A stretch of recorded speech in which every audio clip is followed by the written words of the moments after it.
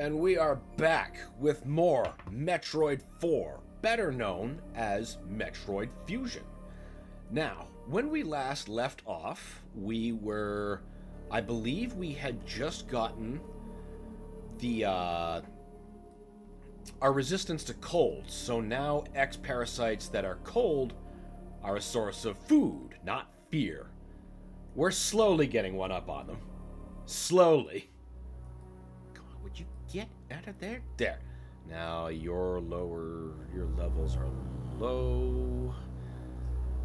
And every game has different levels. This is fun! Alright, let's get loaded. That is more than enough primer. Sector 6, sure.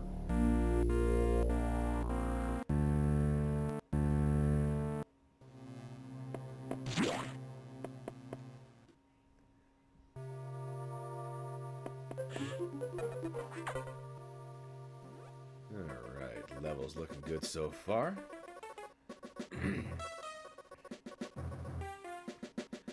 How did that X download the Varia suit data?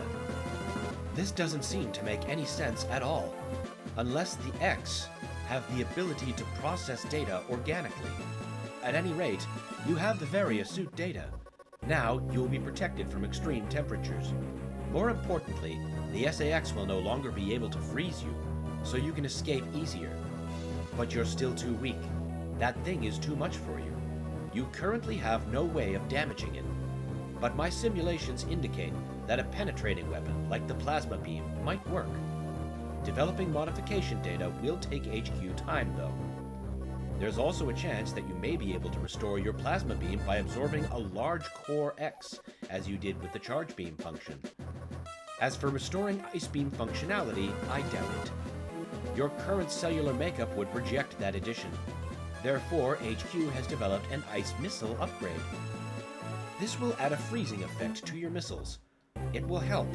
Go to Sector 5 for the download.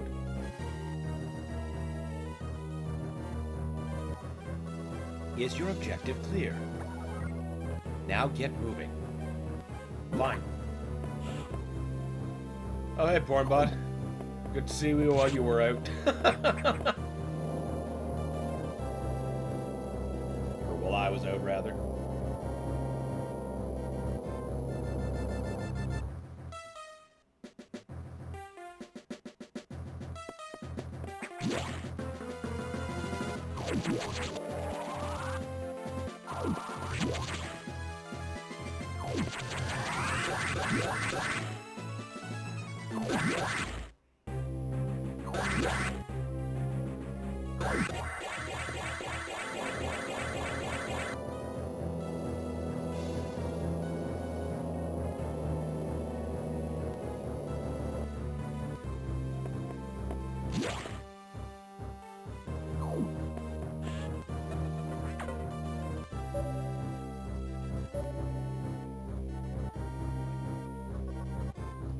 You need to download the data for the ice missile upgrade, but as you might expect, the data room here is secured.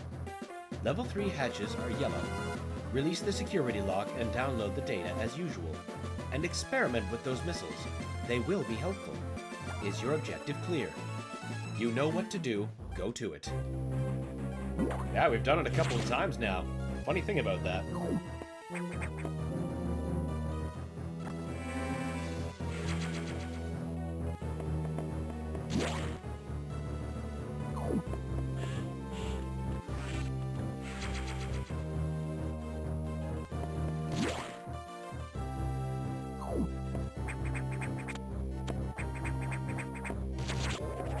Right. That whole lock thing.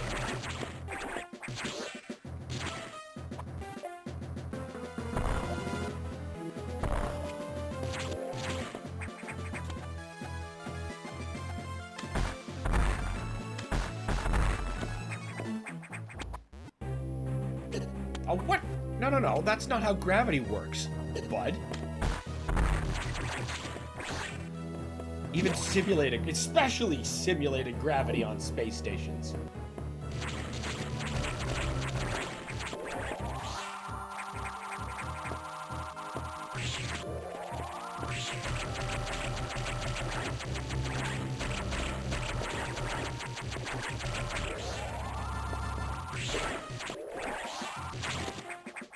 don't have a friend hovering in the background yet.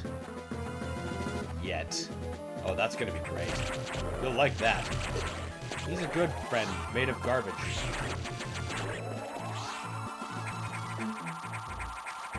And other less savory things.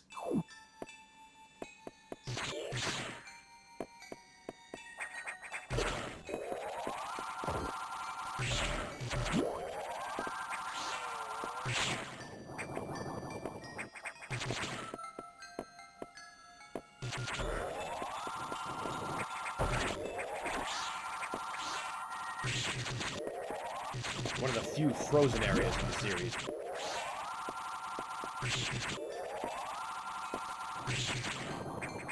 I need power bombs to break that, I think. It's funny because it was both this game and Prime that came like out in tandem that gave Metroid ice areas. Both very different flavors. Phendrana, in Prime's case, is one of my favorite ice zones in any game. The environment, the music.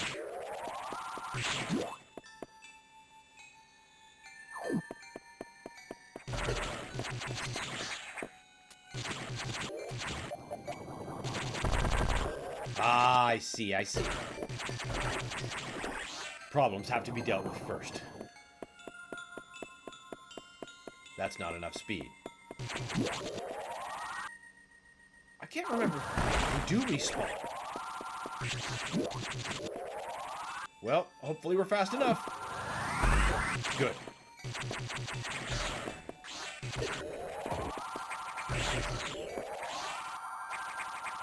You can't run. Actually, maybe you can. You can float.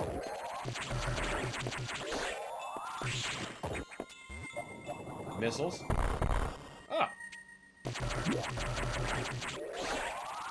Must be thinking of somewhere else where that's a missile lock. Well, block.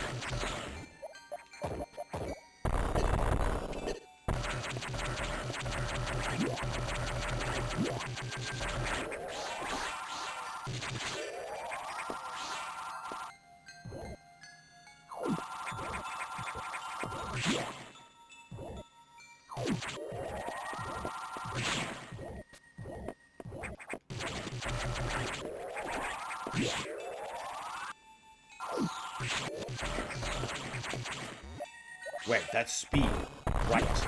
I need the ice missiles so I can freeze that once it's mutated. We need to go elsewhere.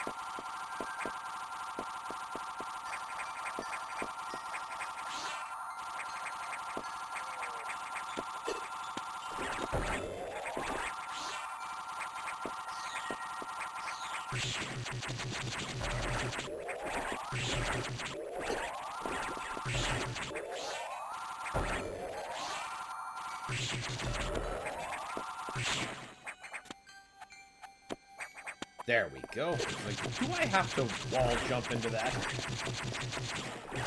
Which would be fine. I am all fine with wall jumping. Now, what have we set loose? Just like Doom.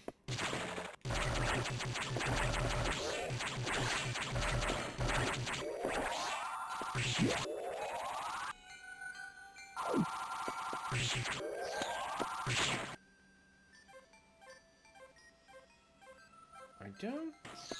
Oh, right. No. We need power bombs. I have been over this.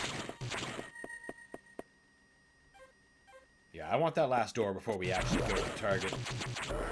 Just to be sure. Might hide missiles or something. You don't know.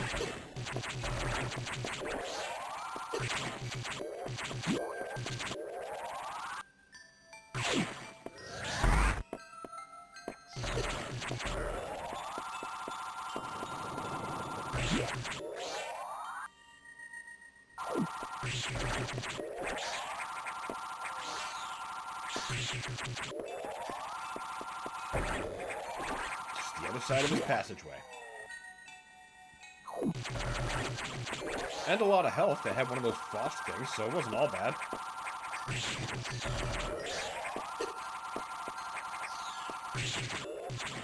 Oh.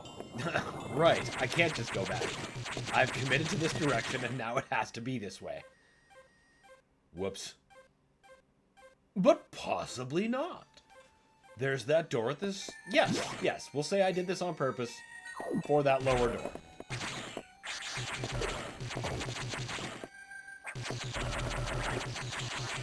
Now, how the fuck am I gonna get enough speed here?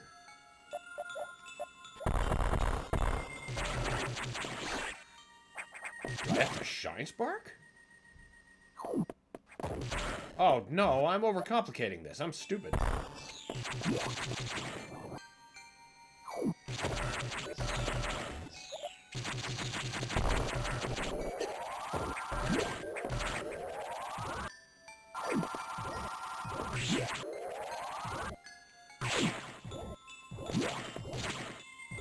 Back from lunch. Love Metroid in the afternoon. We are, and welcome back.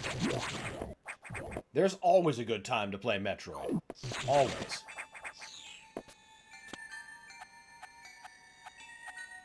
Right. I need the ice missiles for this.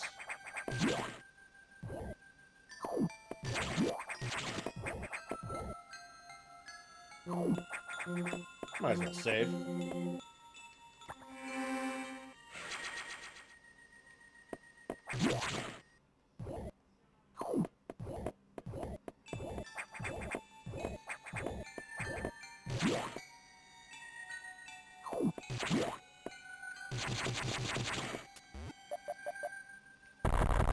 Power bombs.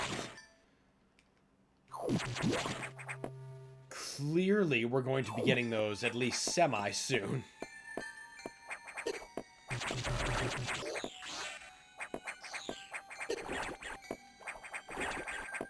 Hey now. Don't forget about your friggin' wall grip.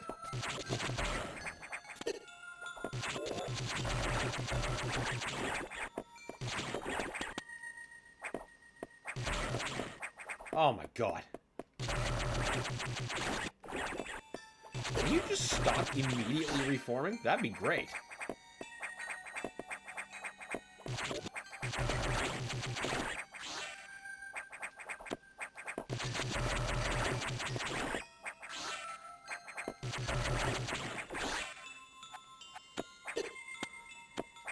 That's fine. That's fine.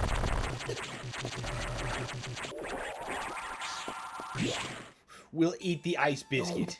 And then not go all the way back down.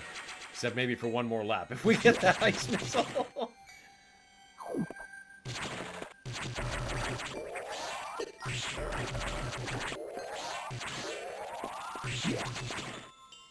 Except I bet that also requires another item. Probably power bombs. It seems to be trending in that direction.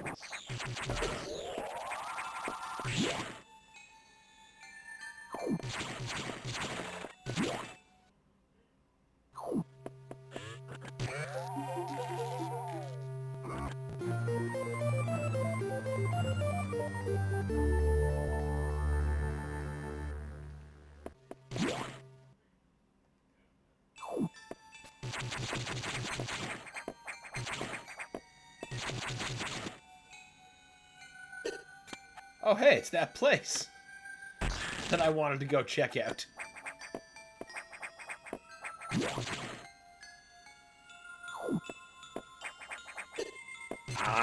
was like, you're fake, aren't you? I didn't listen to myself. There we go. At least it wasn't a complete lie.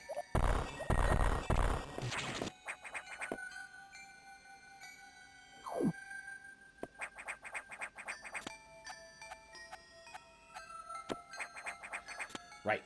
Can't do that reversal. Fine, I guess I won't Super Metroid wall jump my way out of this.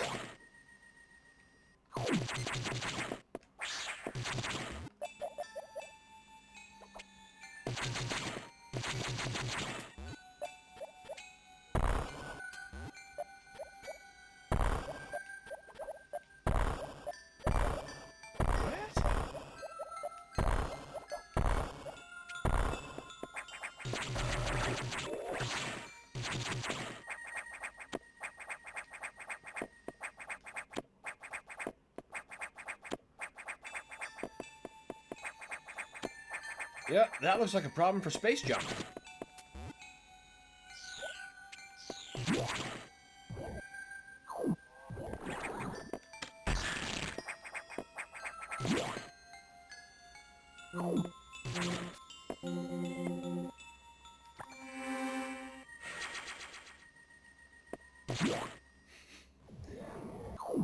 I knew we'd get our third lap in here. It was either going to be by force or my own misdirection.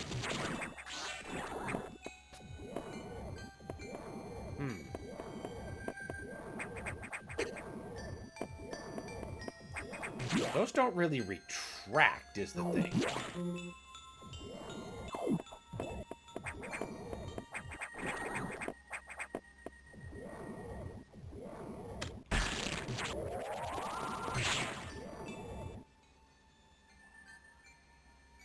What?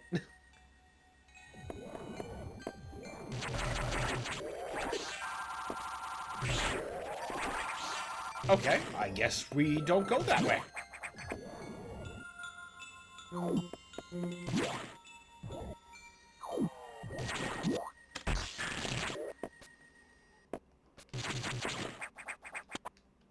I see.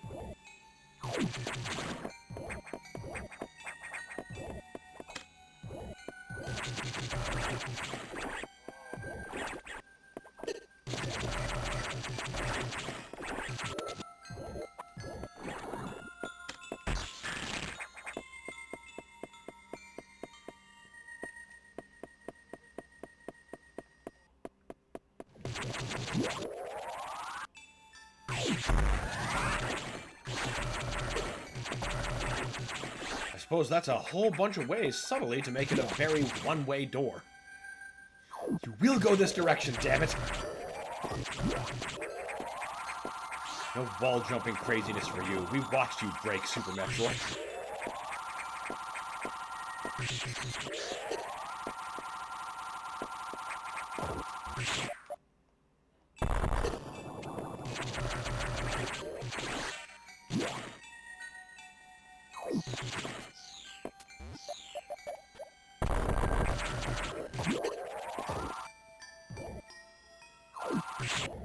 Am I just going in fucking circles? Yes? Yes, I'm not crazy.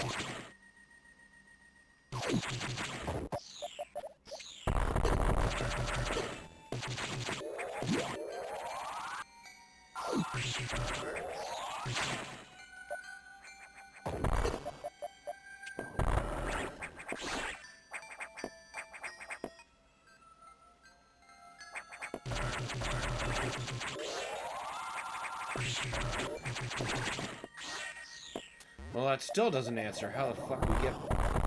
Ah!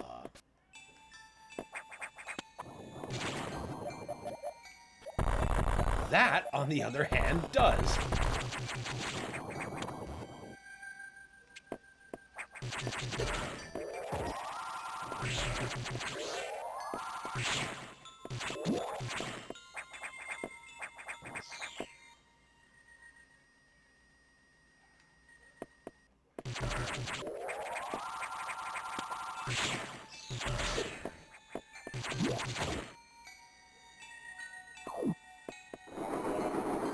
There's our friend. He obviously has good intentions. Oh, we don't meet him yet, don't worry. He's fine.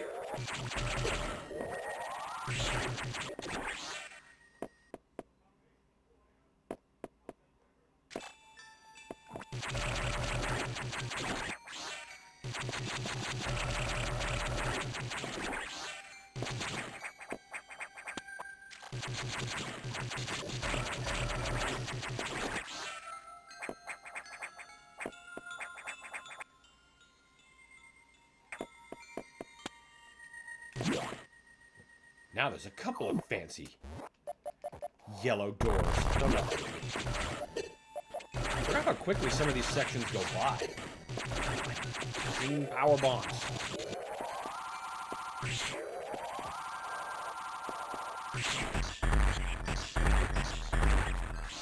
Didn't dig that, did you, you son of a bitch? Emergency in Sector 3. Emergency in Sector 3. Emergency in Sector 3. Emergency in Sector 3. Yeah, we'll recharge first, because it's just dumb. Emergency in Sector 3. Emergency in Sector 3. Yes, navigation room. I think we understand the problem. Emergency in Sector 3. The area could melt down soon. It seems the main boiler's cooling unit is malfunctioning. This could easily destroy the entire research station, as it would likely trigger the auto-destruct explosives. We have about 6 minutes. Hurry to Sector 3 and access the control room side of the main boiler room. Most of the systems in PYR are shut down because of this. Again, we know who is to blame. The SAX must have hacked into the system's control file. What impressive intelligence. Is your objective clear? There's little time. Hurry to the control room in Sector 3. 6 minutes to main boiler explosion. Totally forgot about this part.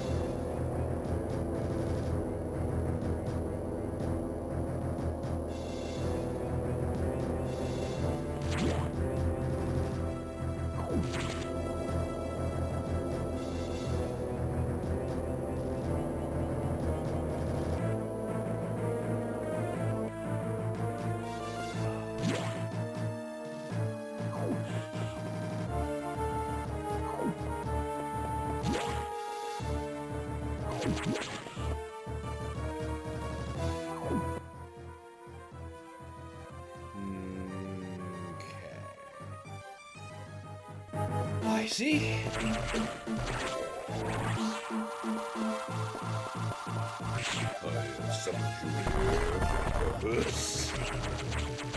Nobody summons Megatron.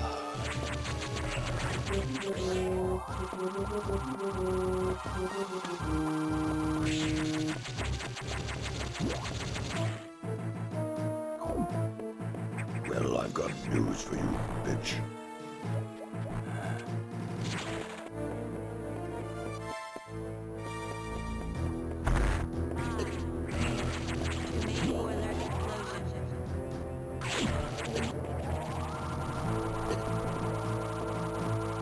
Oh, come on, man.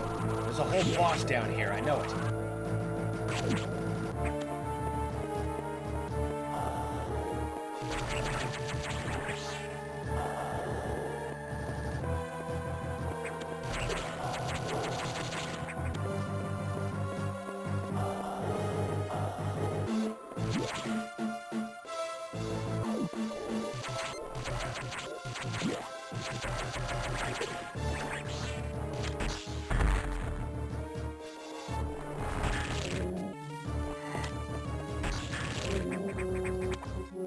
Out of the way, kindly, please.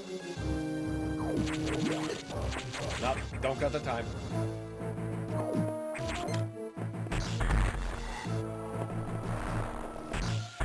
Really? It's incredible. incredible that I can miss-target that range.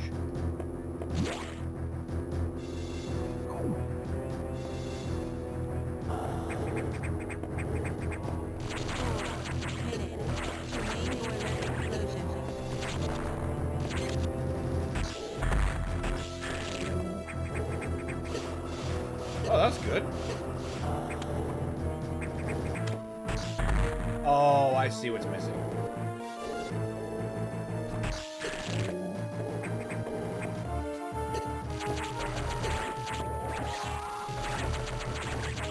Now is not the time to be firebombing me.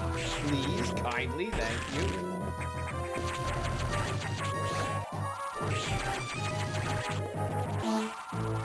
Nope.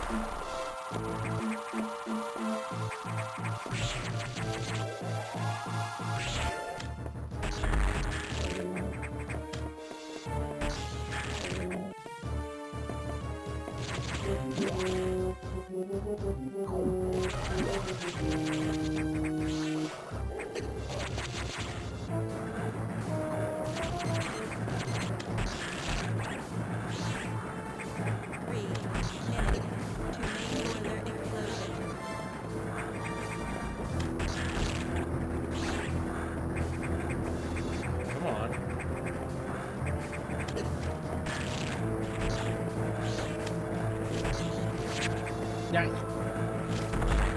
say, don't you pull this crap on me right now.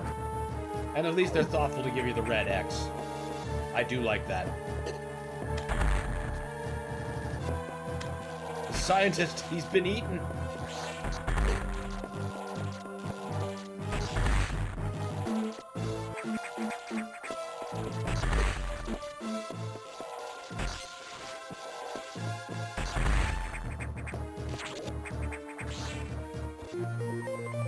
Wide beam ability. Ah, good.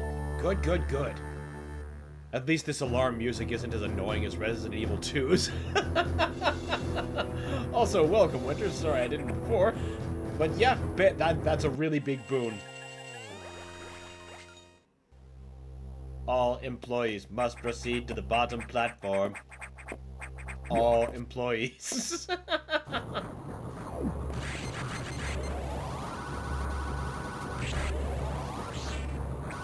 If nothing else, that will remain tattooed on my brain forever, so good for them, I guess?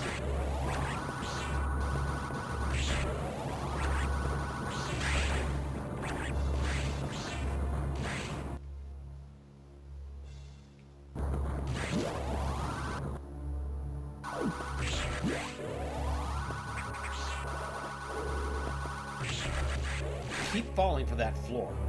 Every single time.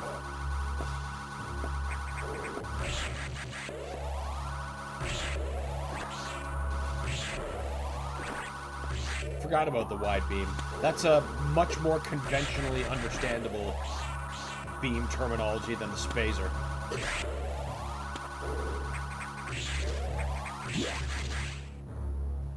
Which I suppose, but it's actually spacer here.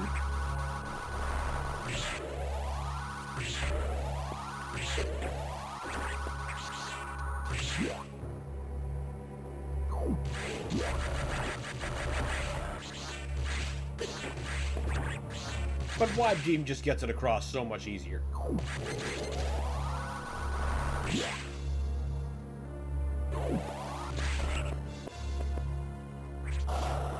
Right. This stuff still burns. What was I thinking? Mr. I wanted those map squares filled in. No, god damn it. Oh yeah, now you use the ladder. I don't believe there's anything of terrible interest here, not till I get power bombs, anyway. But that cleaning robot's probably ready for round 2.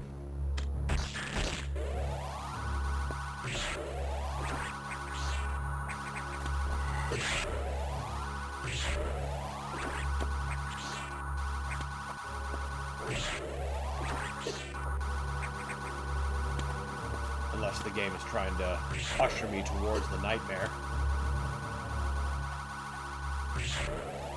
which is the actual name of the boss. But I'm pretty sure you get power bombs before facing that thing. Not that they're of any use against it.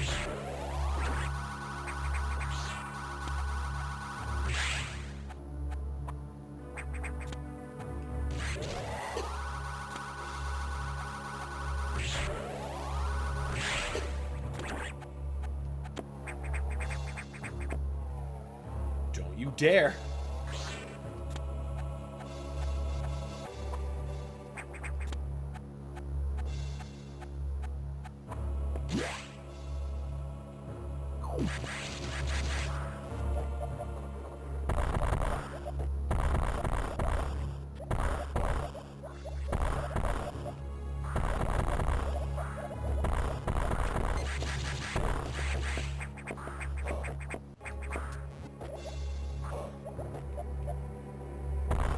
Oh yeah, maybe that is... Wait, I don't know what that additionally would be opening. Why did I just do the most tremendous circle? Because I gotta go back there now.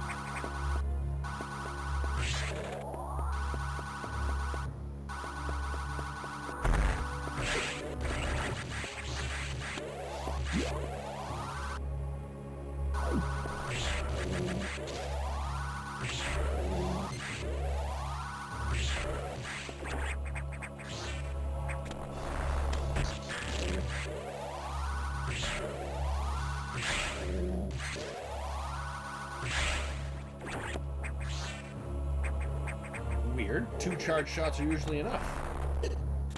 Why it needed a third after being frozen, that's neat. Or maybe it just isn't weird and subjective. Didn't intentionally come down here, I just fell clumsily.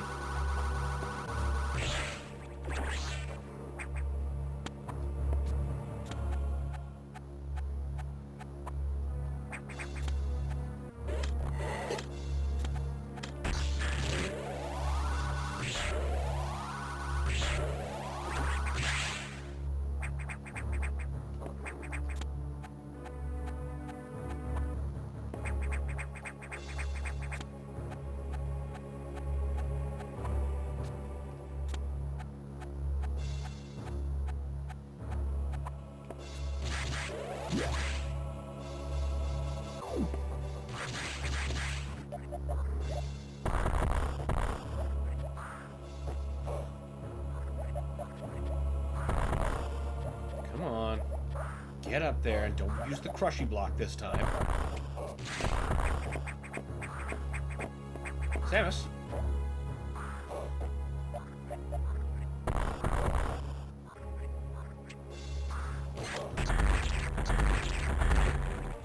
Perfect. Right, that door was annihilated.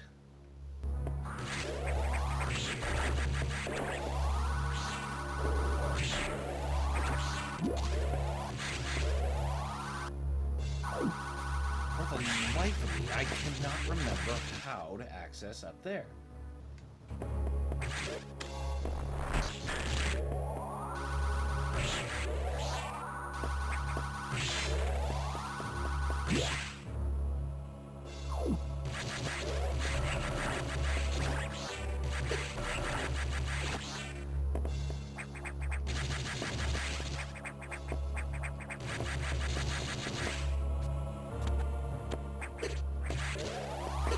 Come on.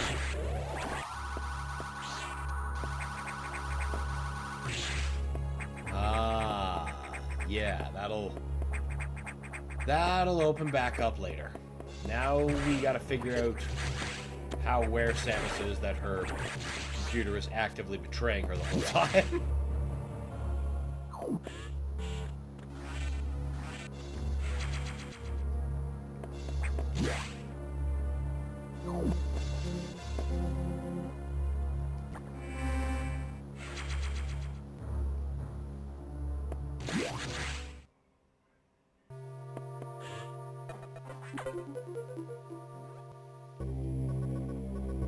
The X mimicked a crew member. It all makes sense now. The X can absorb the memories and the knowledge of the host. What an astounding find. HQ was very impressed. But don't you find this strange? This could have destroyed the station with the X in it, not to mention the SAX. Unusual for a self-preserving species like the X. Unless your presence is an even greater threat. A threat to the existence of X elsewhere. This is only a hypothesis. Perhaps their survival instinct is in conflict with their newly borrowed intelligence. Don't let your guard down yet. The X are still a threat. Samus, I see biosigns in the habitation deck. Survivors? The infected crewmen you saw had survived until recently. Maybe there's a chance. The signs emanate from there. Is your objective clear? No! I have just restored power to the main elevator. Use it to return and look for any survivors. Now we meet our friends, the Edicoons. And Dakoras. Dakaras, maybe, depending on how you pronounce it. I don't know. It's one of those weird names sci-fi names you learn by reading.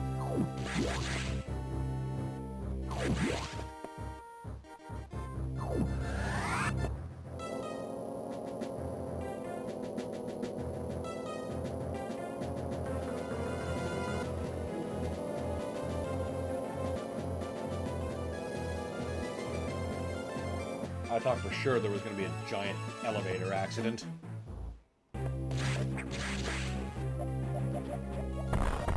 Oh, come on! Just give me the missiles.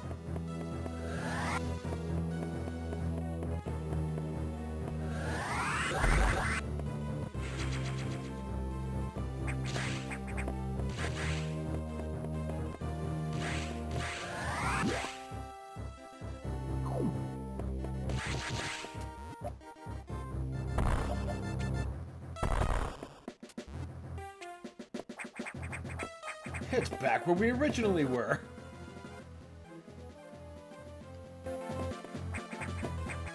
Except now some security hatches are unlocked.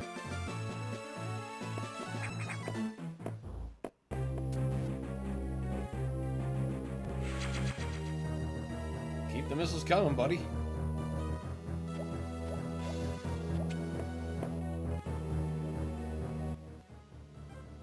You know what? I might as well check that last square. Ah, yes. Thought he was dead, did you?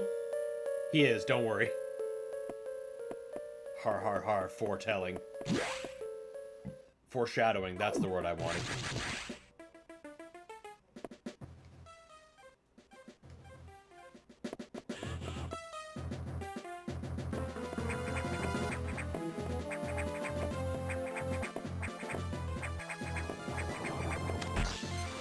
Let me through, you powerbomb thing!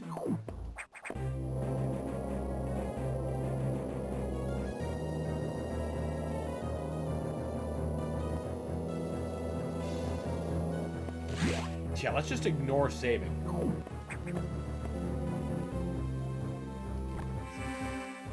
What killed Ridley? The Ice Age! Yeah!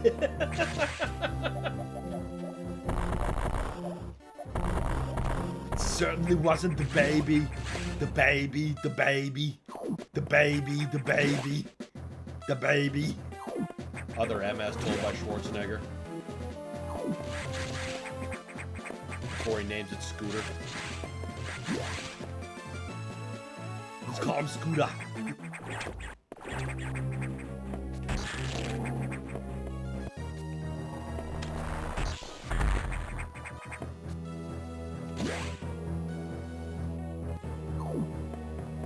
No, you're those collapso blocks, aren't you? No, you're just shootable ones.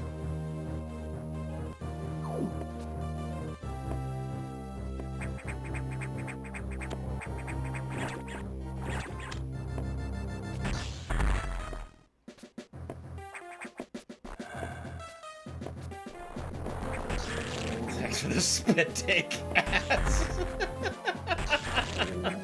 You're welcome.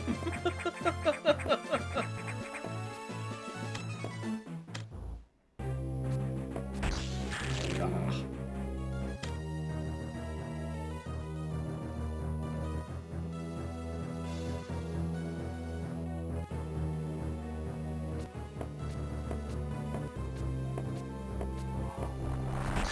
There, I was gonna say, I really need you to be a platform right now.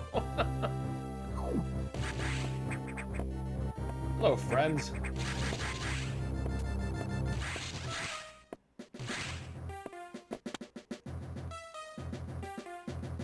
Alright, this looks so far like the way.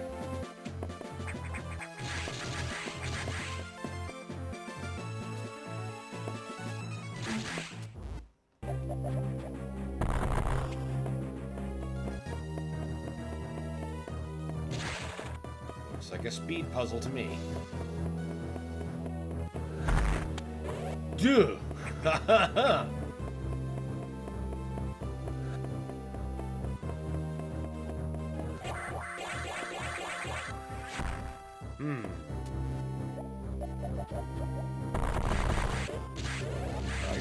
Fine, what's this?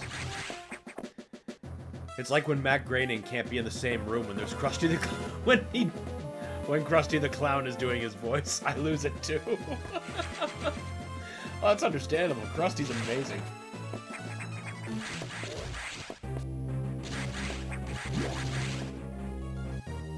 And of course, I would abuse that.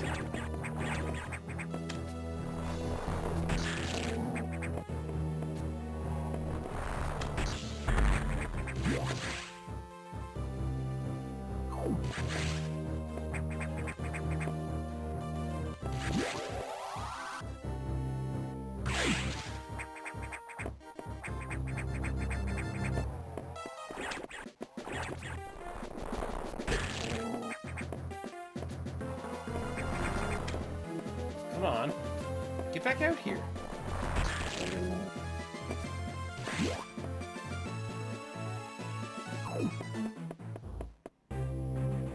How are we gonna get in there?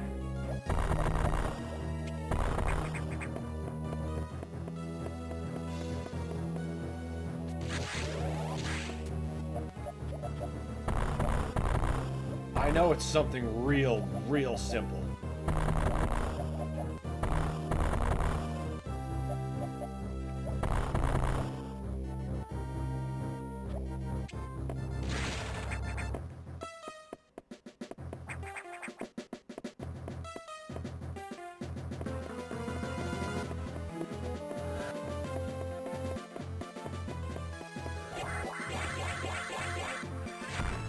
No?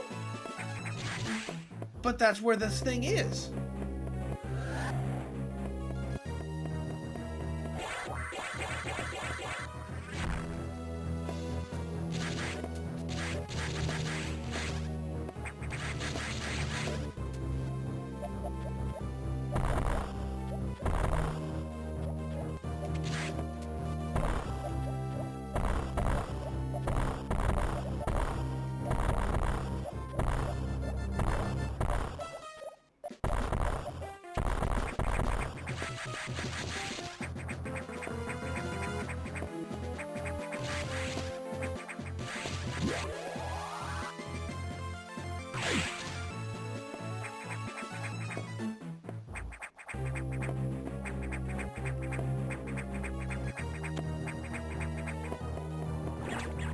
I don't know why you have to come down to the bottom every single time.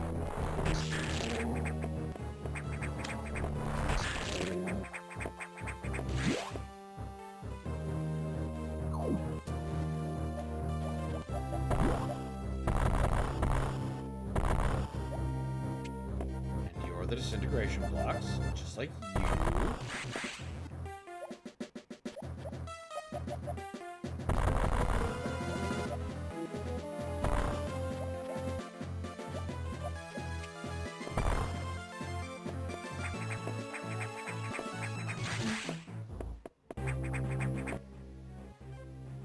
Yeah, I see the target. It's not terribly obvious what the solution is.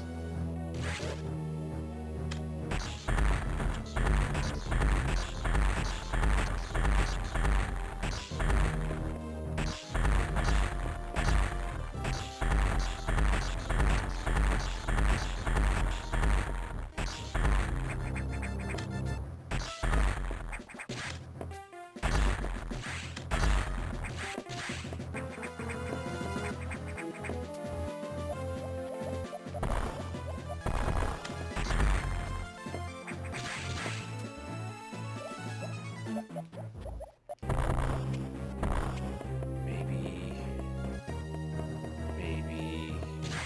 God.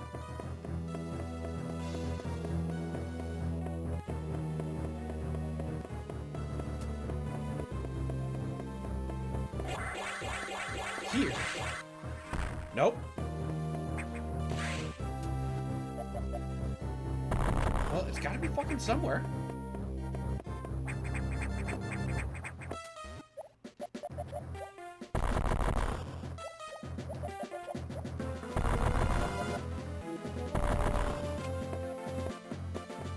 Those specifically are supposed to break with speed. Okay. What? What in the fuck is... Ah! I knew it was something stupid like that.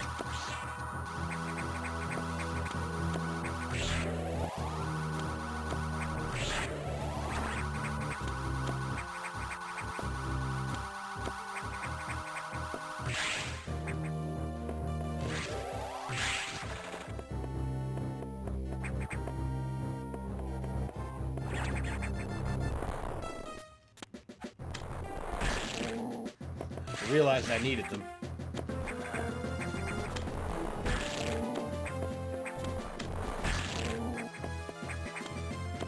Funny thing about that. There we go. That was only modestly embarrassing.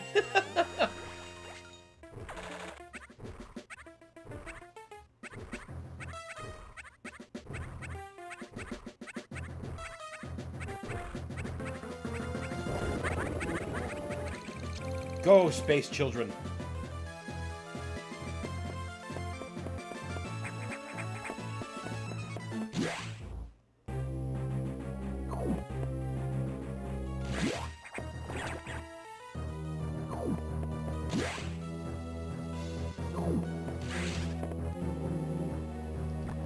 Never turn down the opportunity to save, because you'll never know when you can't.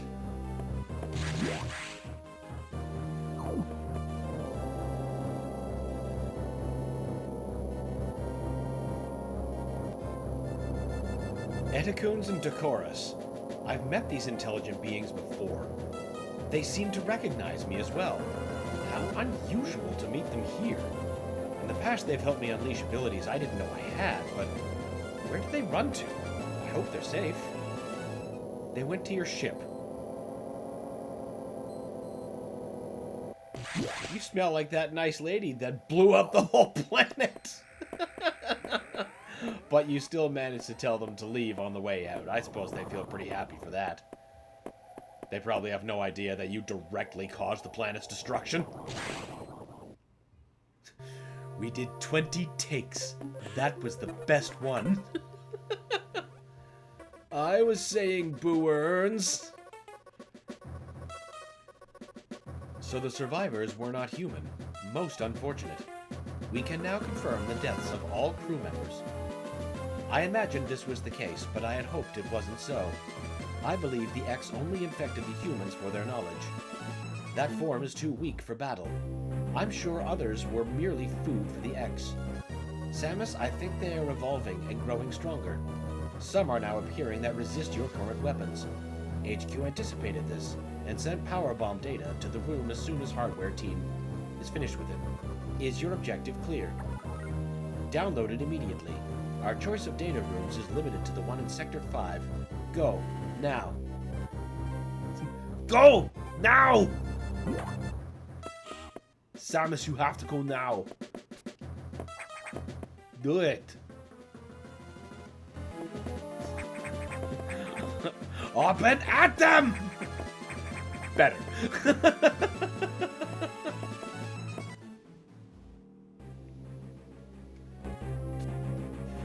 Man alive! There's men alive in here! This air is loaded with an unbelievable amount of toxins. Burp! Just shouting Simpsons quotes. Oh, look, that's a great day. Detecting over 100 different toxins that same bit.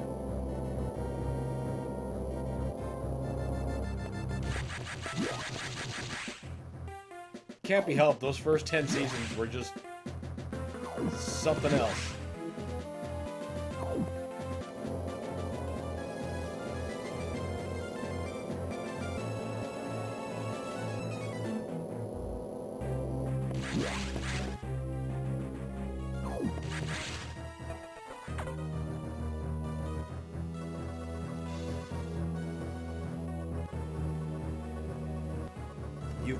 You've been to this data room before, but I'll show you its position again.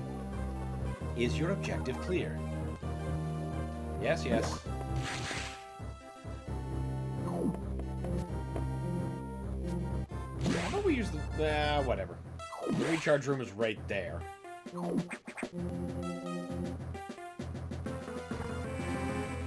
Where are all the rats gonna go? Alright, everyone tuck your pants into your socks!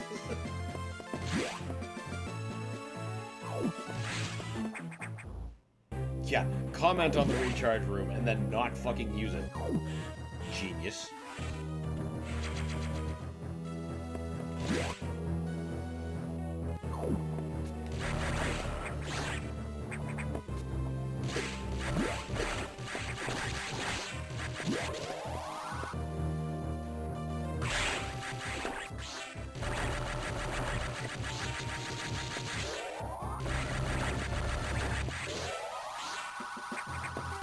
Alright, everyone tuck your pants.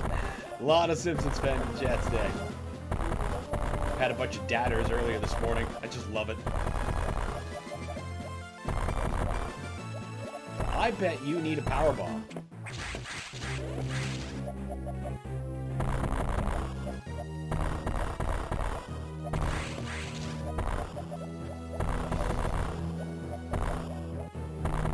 What? Okay. Because it was an invisible block. I was like, well, what the fuck opens this?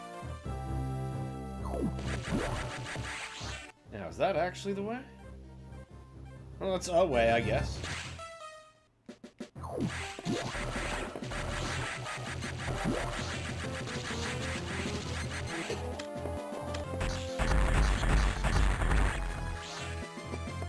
Oh, that's one of my favorite.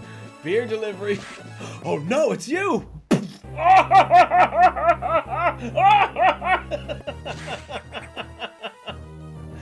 Barney's so good. Just hook it to my veins.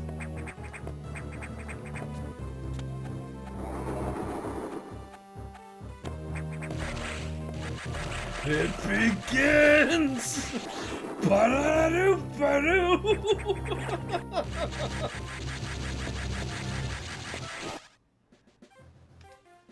You win by default. The two sweetest words in the English language. Default, default.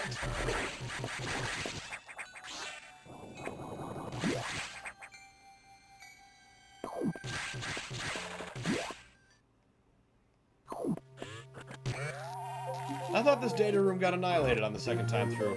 Oh well. We have power bombs, and that's the important part.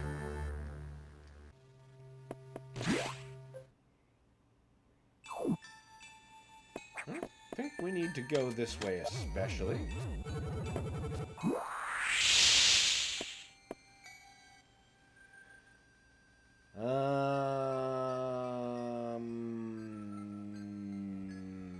Well...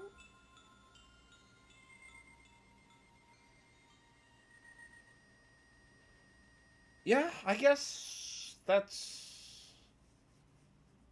yeah, wait, this must be the way.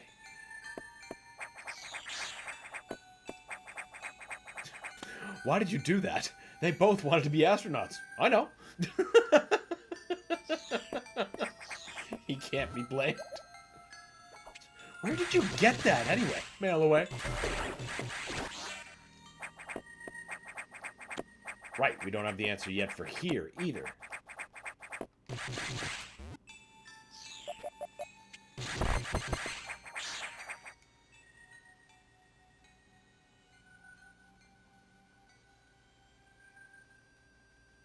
Probably possible to get back up. Oh, well, yeah, it would have to be now.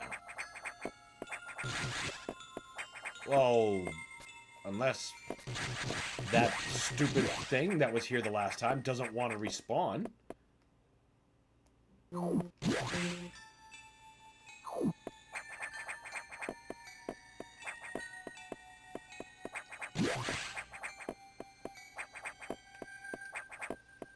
Alright, fine. I guess it's not coming back and we're just not taking that route out.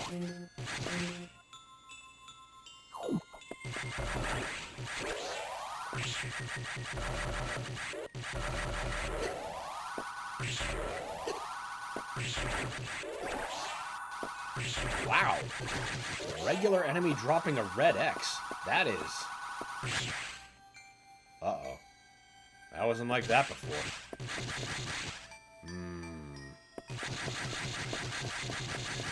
Maybe we use that save point.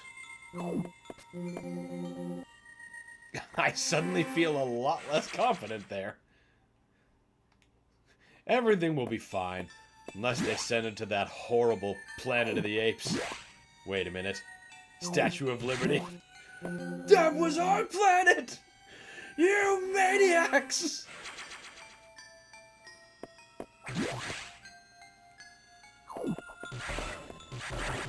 Like when they go to Barney, he's already passed out on the stage. Oh!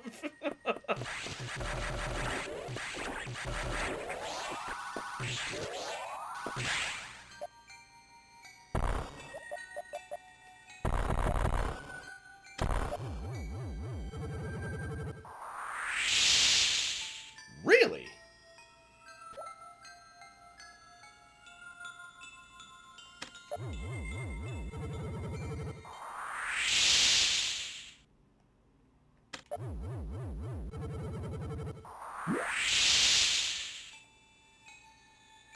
Nothing. Not a single ding-dang thing. There's no invisible walls. Pretty content everything's past the power bomb chest.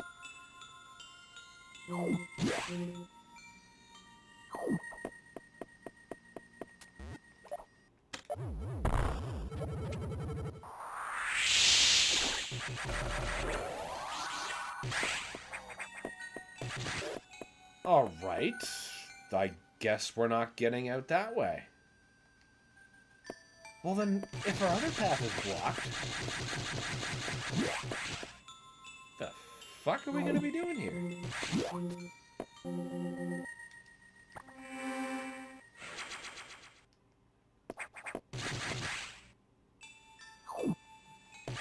Probably power bombing the shit out of here. Close enough.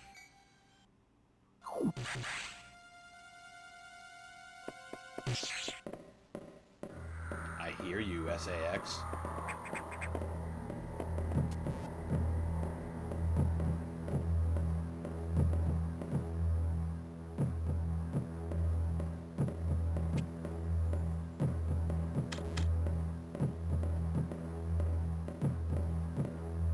You don't leave this room, do you?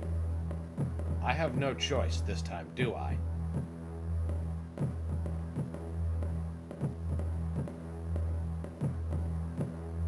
Yep.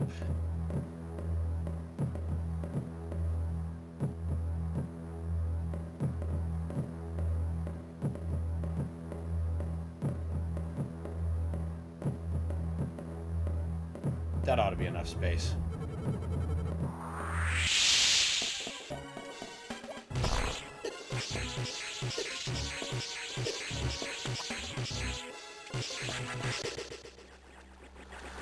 That worked well. I'm glad I saved. This has some great ice music, although Phendrana Drifts will always be top. Absolutely, I 100% agree. I was just commenting on how, this one and Metroid Prime releasing in tandem gave Metroid, like, its first ice biomes. And both of them are really good, but Phendrana Drifts is the best.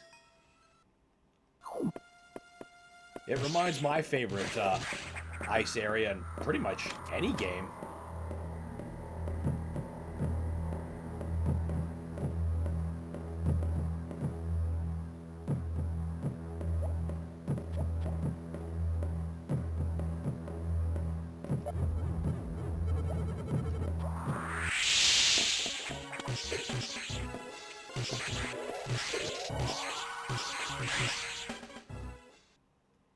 Bitch.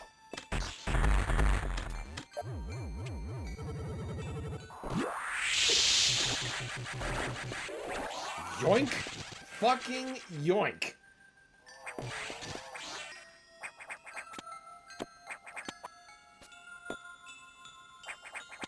Yeah, no more of that, please. Thanks. We've already undone that. That's probably why everything is the way it is.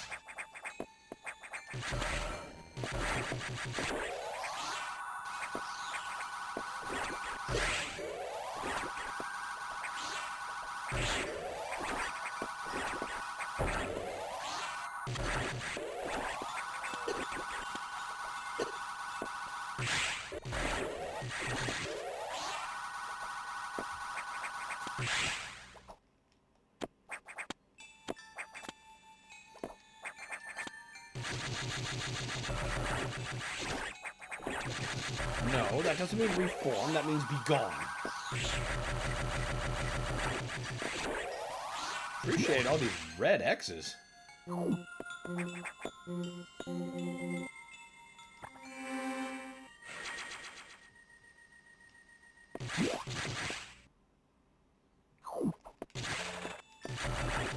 I too late for Ridley to blow out my speakers? Welcome back, Phil. And no, not yet. We are, I think, on the way to the nightmare. We just got the power bombs, so not Ridley yet. We have seen his frozen body, though.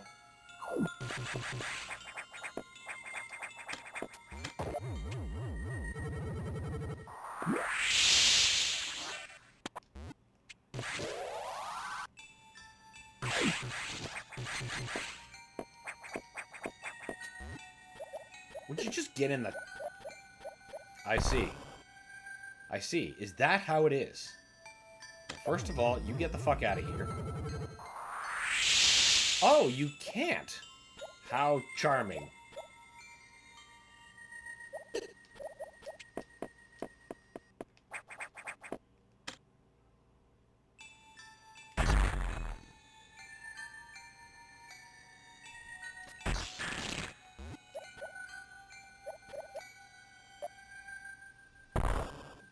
That was not my intent.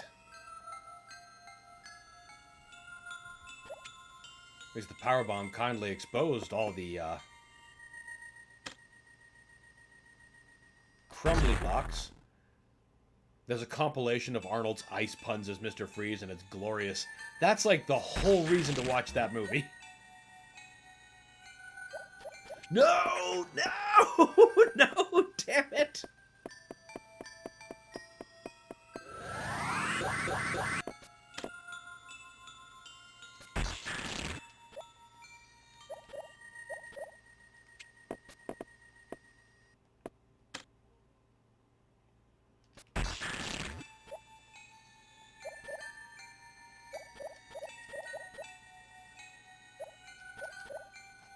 There you go. No more of that.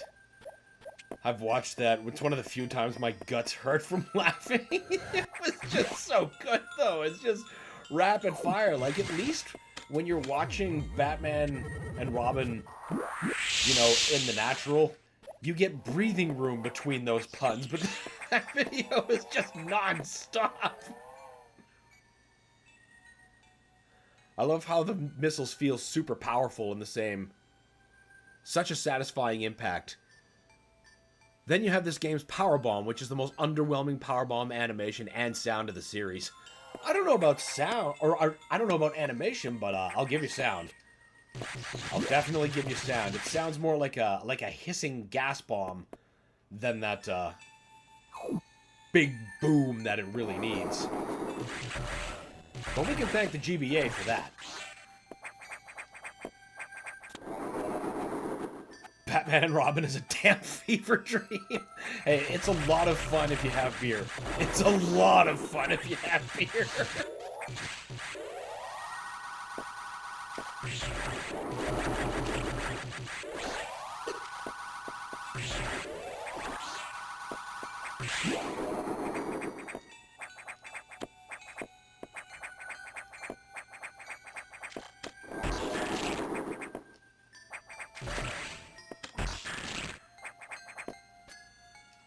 Haha!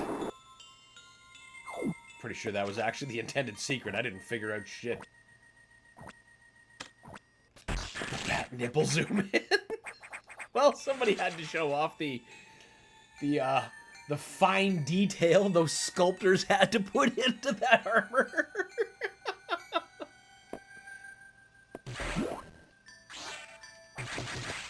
And the glorious glutes.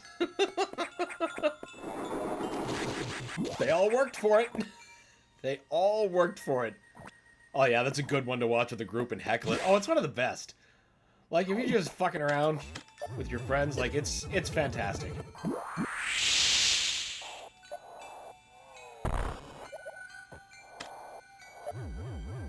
Ah, wouldn't you know it? The hidden secret was actually blocked by, like, nearly nothing the whole time. Did you just fucking die? Fine.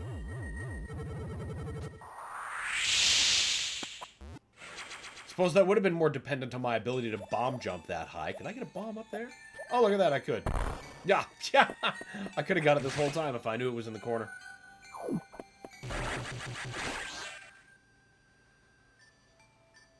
Yeah, we can't come up here until the red unlock.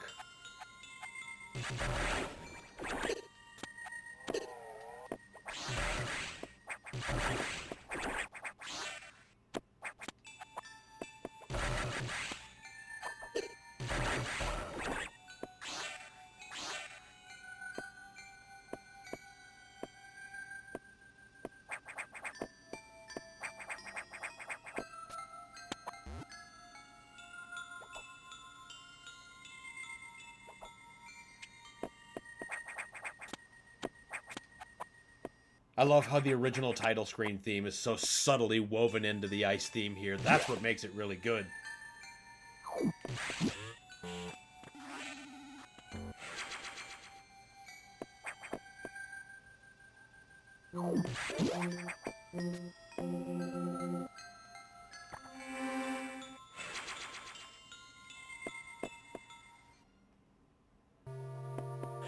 All right.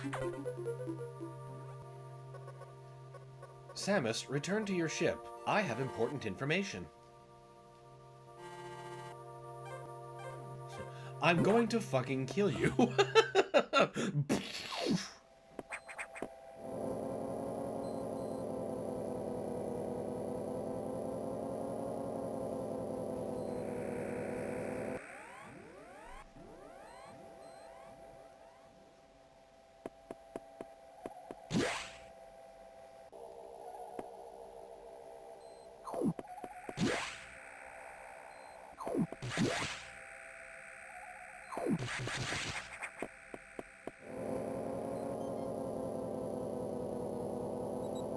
I think the best movie to laugh at with friends, one where, like, I swear I almost died laughing, was Dead Alive, also known as Brain Dead.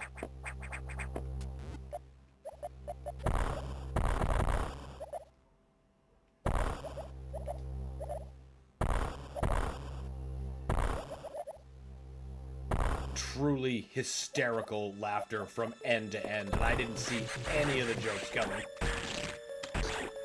I kick ass for the Lord!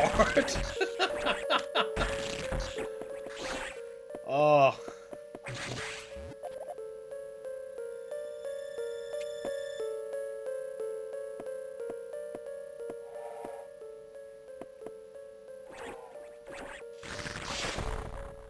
That means not good things. Not good things.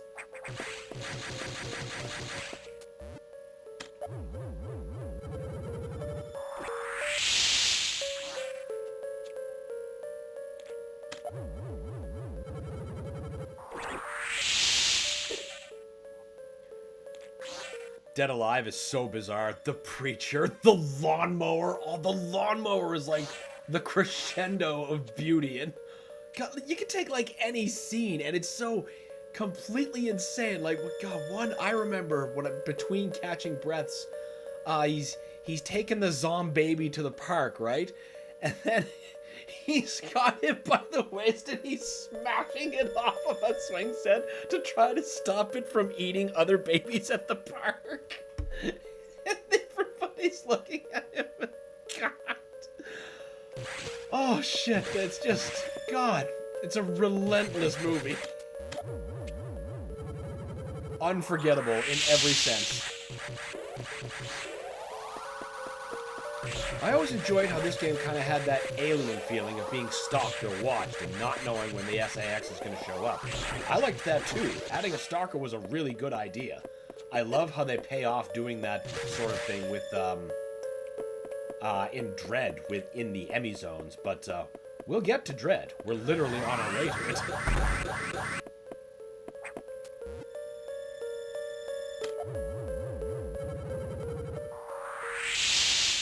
Knew you were up here.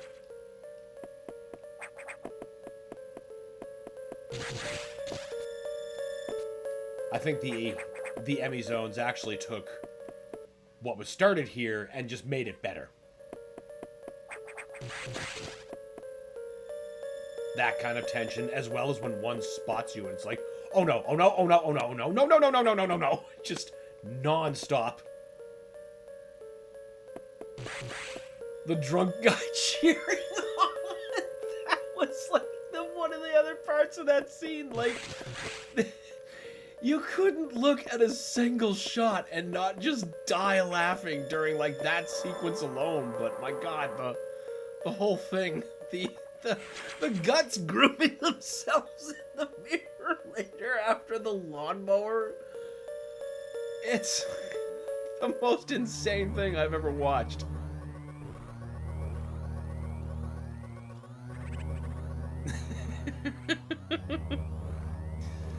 The main silo of the reactor core has gone offline.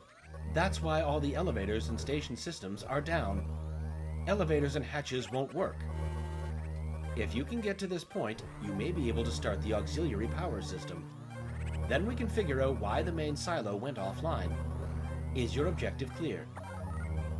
By the way, I asked you to return here to tell you some strange creatures have boarded your ship. Oh, they're not strange, they're cool. I confirmed that they were not ex-hosts and gave them a berth. Do you know anything about these strange creatures? Were they the source of healthy biosigns earlier? Very well then. Their presence in the midst of this disaster must have some significance. I will keep them here. Are you doing Zero Mission as well? I love that game until you beat it.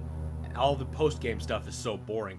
I will be playing Zero Mission, but I'm not going in order yet, like, well, per se. I'm going, like, in mainline order. So, like, I've done Metroid 1 original, Metroid 2 original, Super Metroid, and then Fusion. So we're gonna go straight into Dread. And once the series is wrapped proper, we'll start looking at remakes in sort of like fun contrast. There will be Zero Mission and AM2R, which will be a first for me to go through. The man directed Lord of the Rings. Yeah, he did, and I want that Peter Jackson back. We need that kind of movie making again. I want that. Yeah, Phil gets it. Phil's right there with me. Good Lord, I just pissed off all the bees in my apiary and lost the bees.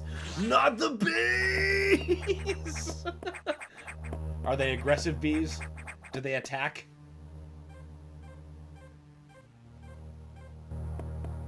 Do they need a splash of TNT?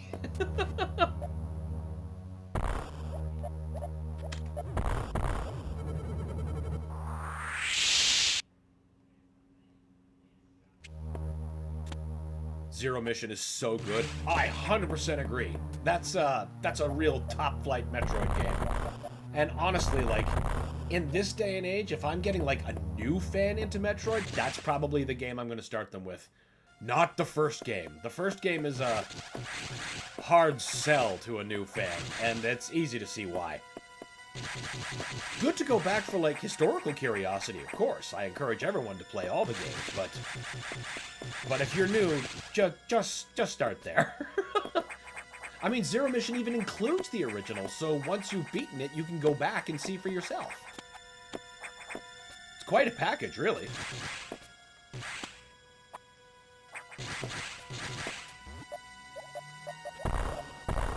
Wait, we can't access that yet. Not till we're near endgame.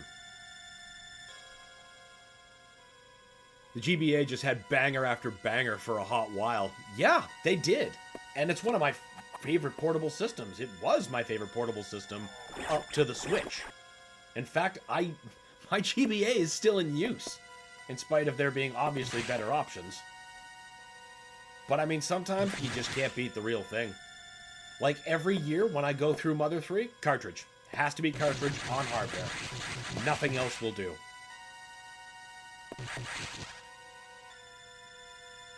Yeah, same. I think Zero Mission is the best intro Metroid for newcomers.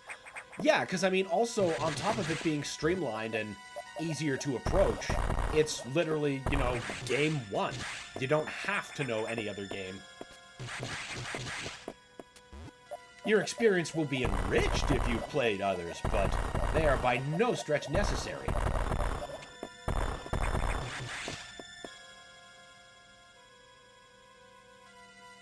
The Brad Munn Paper Company gets it.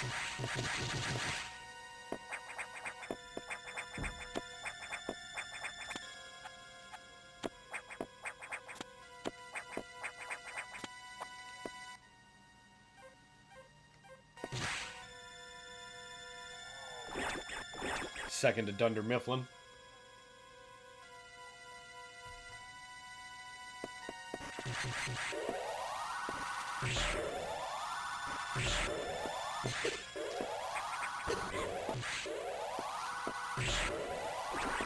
Oh, right. I'm pretty sure turning on this reactor is what gives me my plasma beam? Or diffusion missiles. Shit, I can't actually remember. I'm always deeply suspicious of any energy tank that's just handed to you. Like, that is one of the most handed to you, particularly at this point in the game.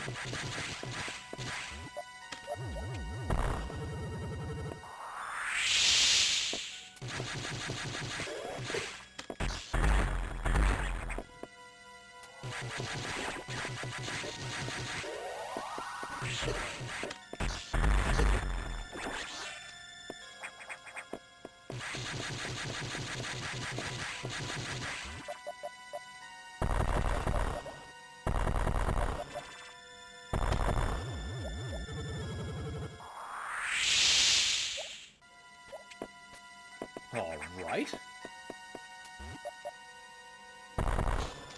Okay. Well, one of you bitches open. There you go. Don't forget the missiles.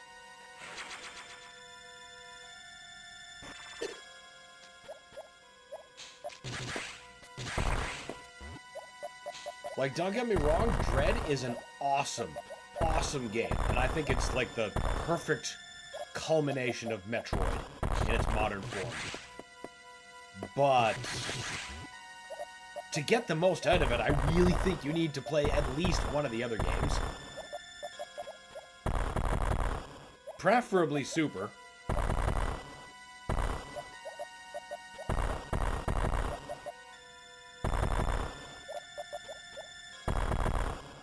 And then, of course, this one.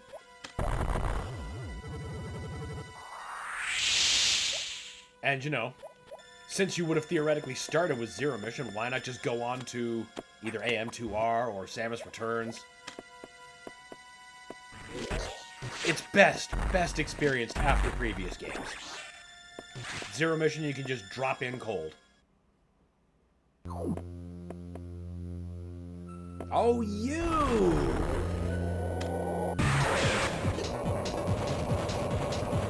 I can't remember the last time I saved. Not a great time to remember that.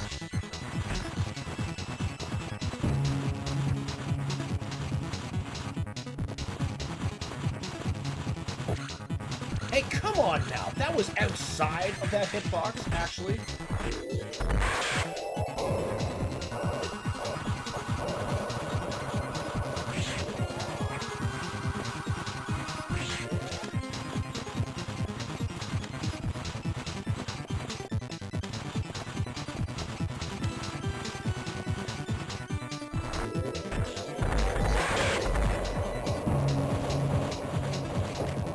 Well, couldn't be done about that.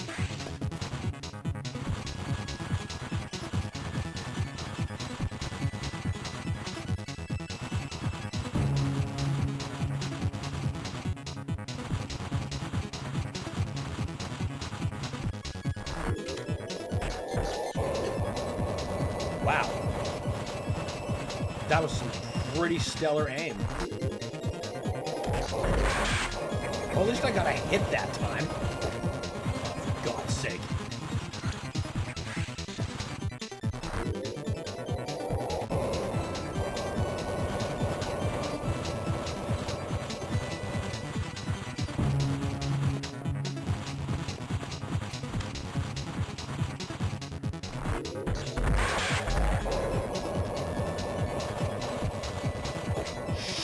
Shit. Should have went straight for the corner, but I didn't go all the way.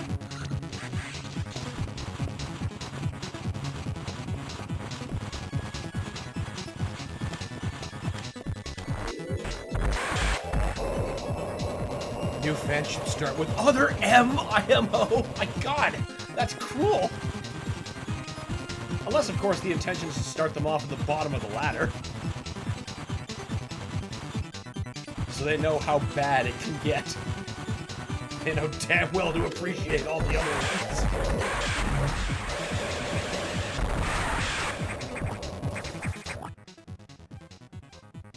Hell yeah, Winters. Today is to see how many cheese balls we can fit into our mouths day. That's a pretty good use of a day, not gonna lie. Phil trying to kill new fans on arrival. Yeah, basically, it's like, you know what? No. We're gonna start you off with the worst one.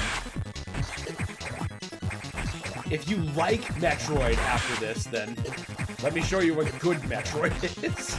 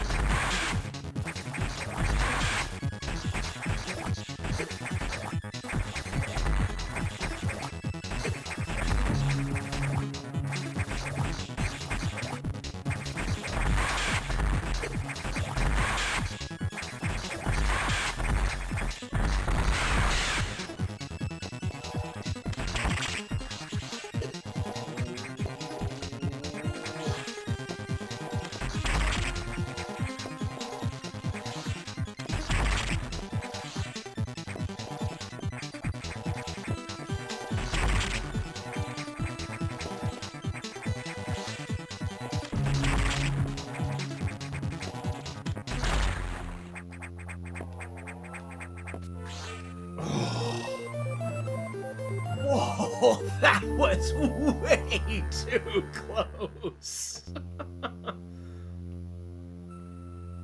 P is being a real B.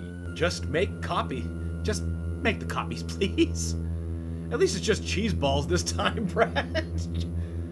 Could be other kinds of things later.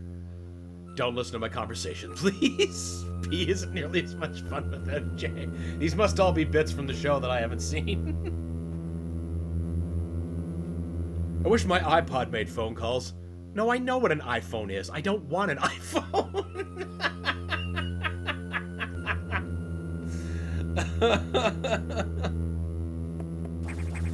I mean, real. iPods are pretty good, but you couldn't pay me to take an iPhone.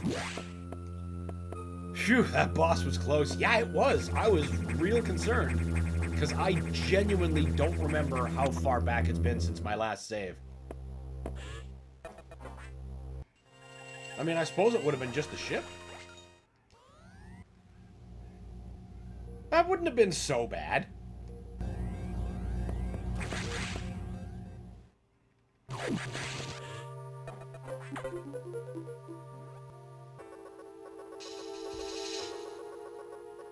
Save rooms and recharge rooms are now back online, but with only auxiliary power, no elevators or hatches will work.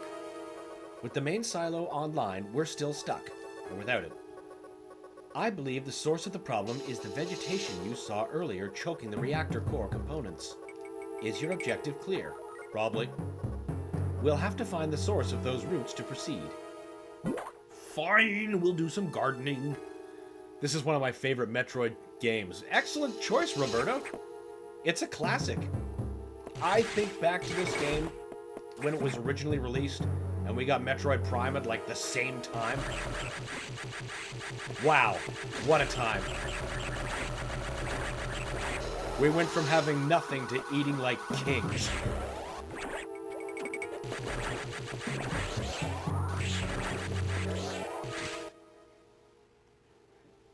Must be the other side, I guess? Alright, we have the space jump. It doesn't matter anymore. That's how we got in. Oh wait, no it's not.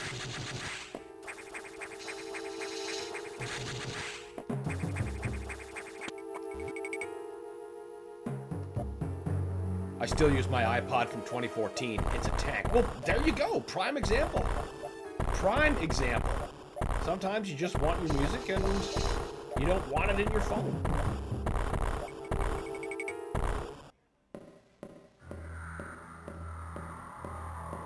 I know that sound.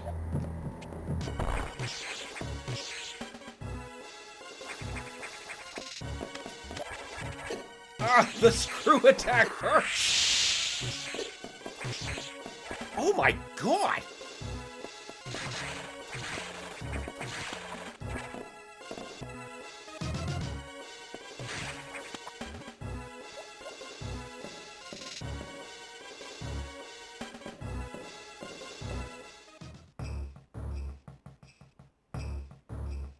Whew.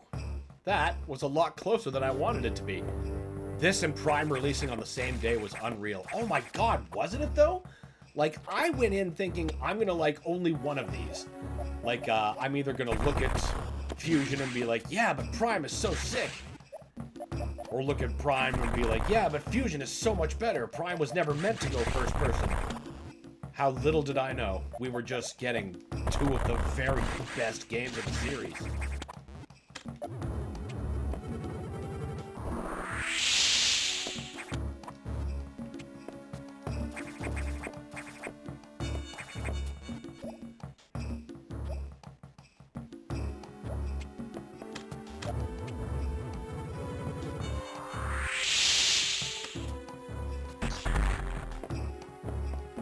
One thing was for sure, this game made me very glad that like the first thing that I got for my GameCube when I got it back in the day was the Game Boy Player.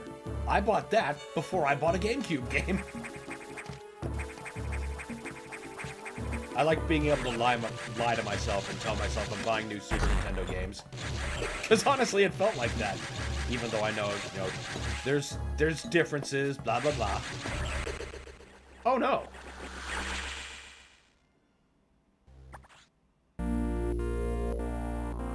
Oh, I see. All right, well, I guess we're going back down.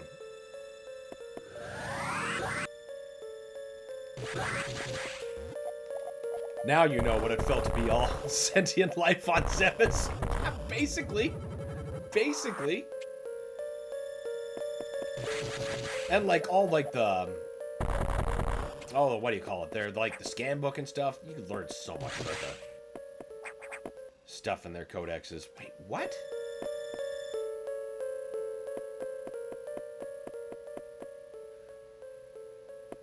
What are your thoughts on Metroid Prime 2 and 3? I like them both. I think the Prime trilogy as a whole is pretty strong, but I still like Prime 1 the best.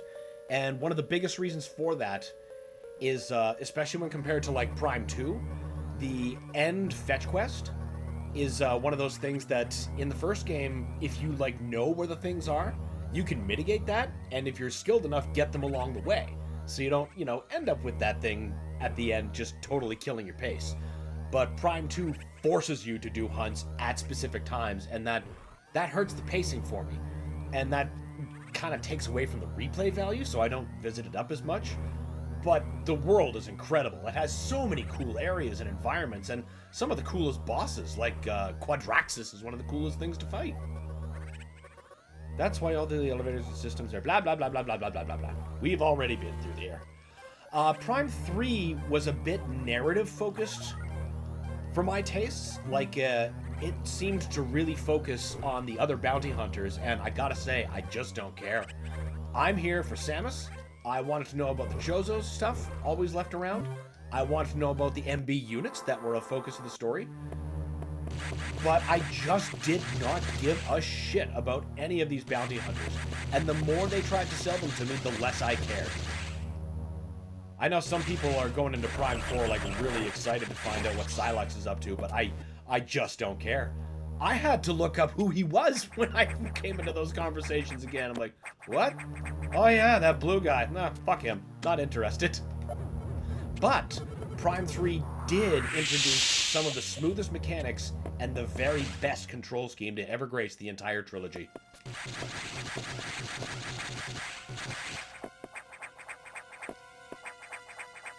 The perfect winner of the whole bunch would obviously be Prime Remastered, because you can have those Prime trilogy controls, or, Prime corruption controls, but wrapped up in a brand new game. Because, boy, it looks good. Boy, it looks great. Prime hit my friend group at the perfect age and time. You and so many others. It's always the perfect time for a new Metroid to hit me. I didn't play many of the Prime games, but I love watching Starscream and Shockwave play them. Yeah, well, they were fun, especially, like, those are some of the few chances that we got to try the multiplayer mode of Prime 2. Bird bias. It's true. It's true. I am completely Chozo biased.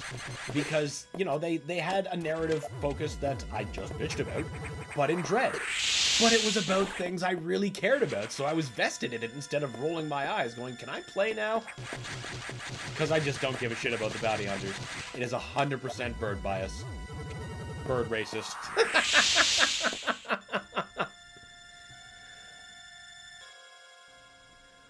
Thoughts on Metroid Dread? I think Metroid Dread is one of the finest Switch system games. I think it is probably the best Metroid I've played since Zero Mission. I love how the combat and everything was a really clean evolution of what was introduced in Samus Returns, but made better. For example,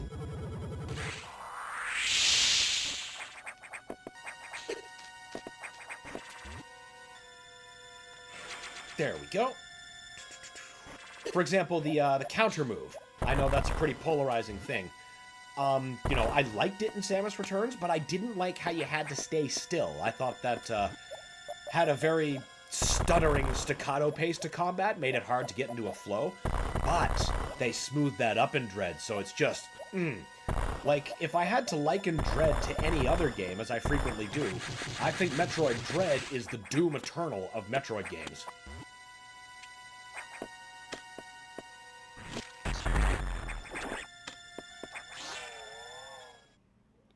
Silex is a blank slate of a character. Prime 4 is their chance to actually make him something compelling. I'm open to that.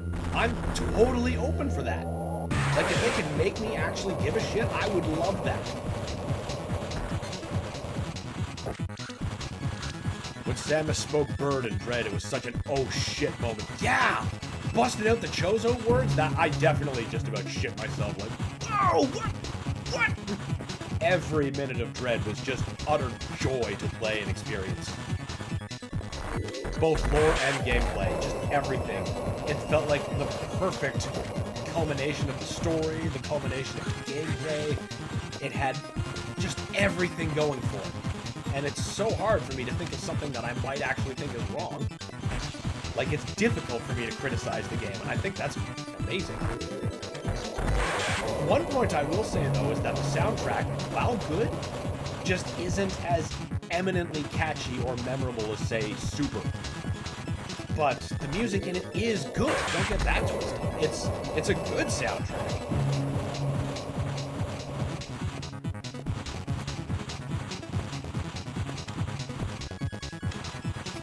And honestly, I feel like I'm splitting hairs. The game is just that damn good. As we will see, if I can ever remember to save so we can get through this one. I liked how smooth the gameplay was in Dread throughout. I agree. That's one of the things that really kept me playing through it, and what made just moving through the game before even exploring such a joy to experience. Whether it was exploring or fighting, movement was a joy. And that is a hell of a thing to accomplish. And I think it goes a long way to why Dread just feels so good to play, no matter how you're playing it.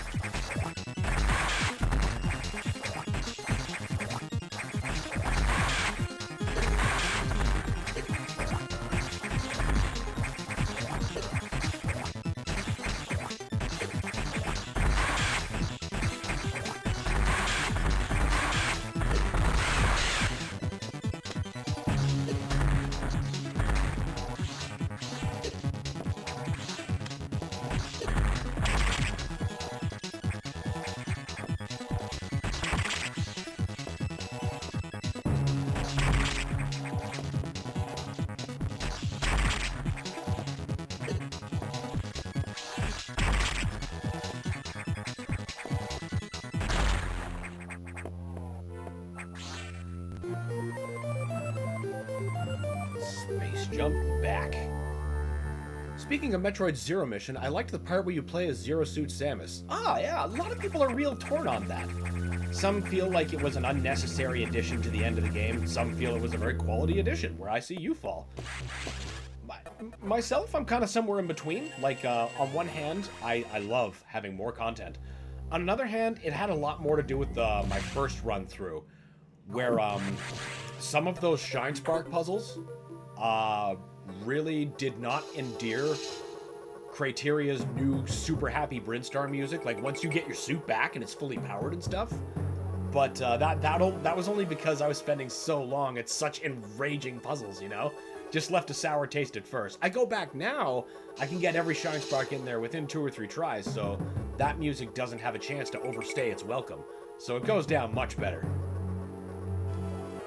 Dread's soundtrack is its weakest point. Yeah, I agree. Unfortunately. Blah, blah, blah. We know the reactor choking the components. But you know what I'm going to remember to do this time? Use the save point directly below me. So that once I fuck up again, we won't have to fight this boss twice.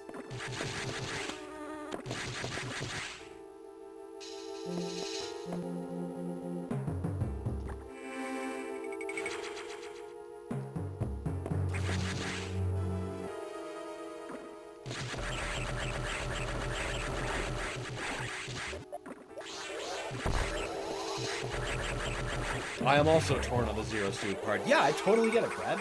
Totally get it. And I understand the point of view of the people who like it and the people who don't. But that's the best part about having every version of the game available still. Man, those things fucking hurt!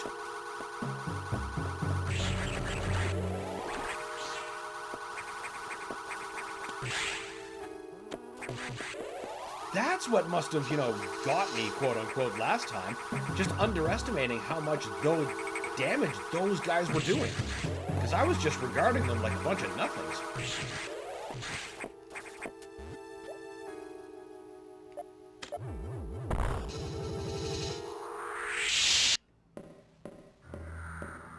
I don't know if I have enough life to survive this.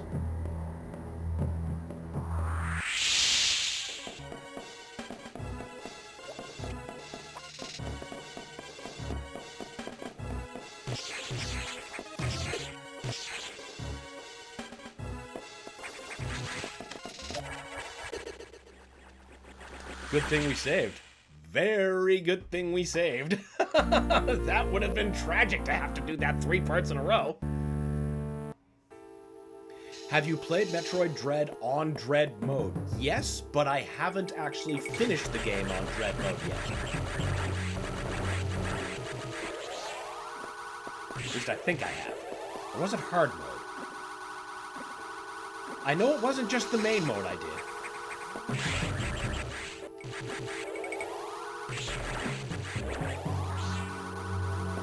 That's kind of one of the bigger reasons I'm going back to it once I finish this game.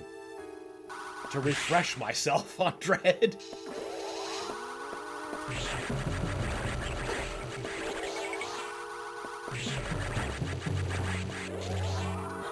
Oh, I might also be thinking of Samus Returns. That I beat on all of its modes. Except, was that one called Fusion Mode?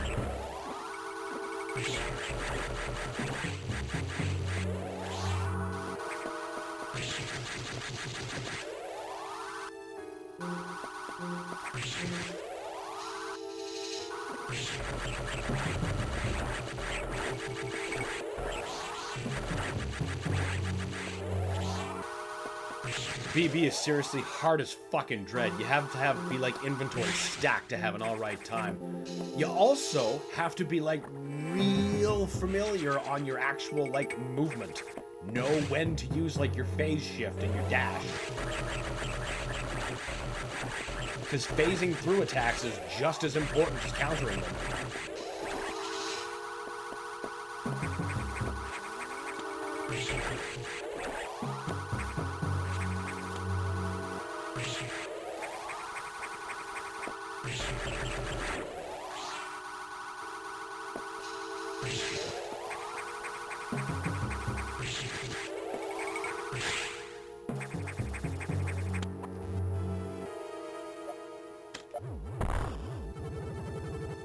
Yeah, and your dash timing. Yeah, exactly, Brad. The movement is just as important as the shootment.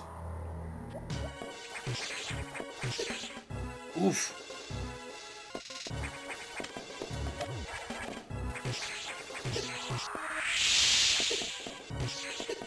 Fuck! That's so much goddamn life!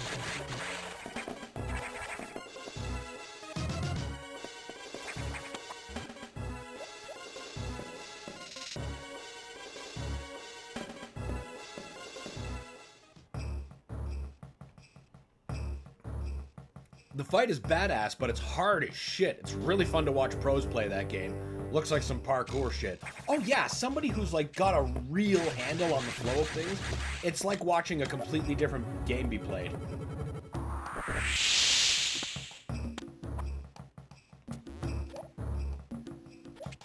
Like people just phase shifting, slide kicking through things. I was like, I didn't know you could slide through that. I didn't know you could block that, or, you know, the list goes on. I get the same feeling when I'm watching, like, really, really skilled Doom Eternal players. Just like, man!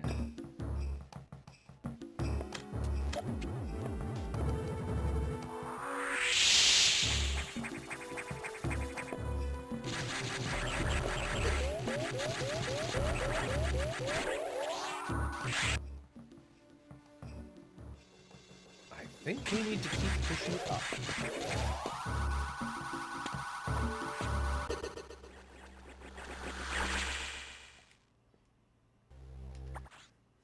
Good thing we saved. Real good thing we saved. That's come in handy a bit more than it should have. Good thing the SAX can't crawl. Yeah, that would be a fucking problem.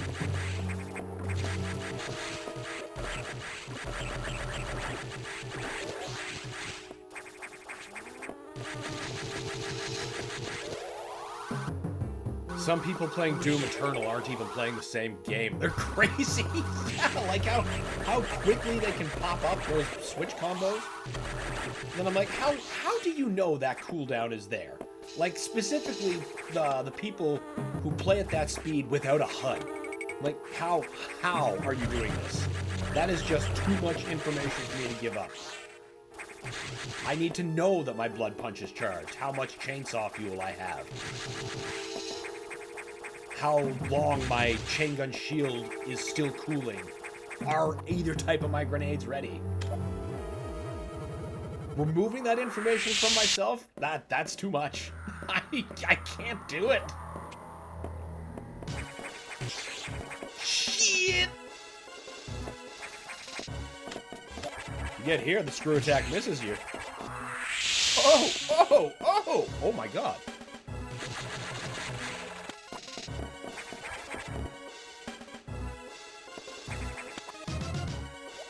Damn! Not hit once.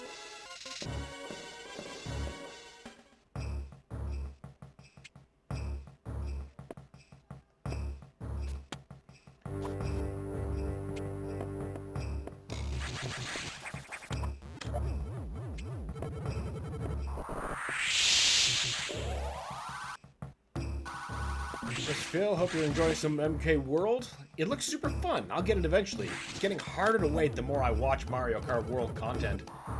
I mean, I wanted to. Even though apparently if you checked online now, you'd see so many videos of people like, the online sucks, you broke my heart, Mario Kart is a disaster. Because the intermission tracks pop up more often between races. Like, okay.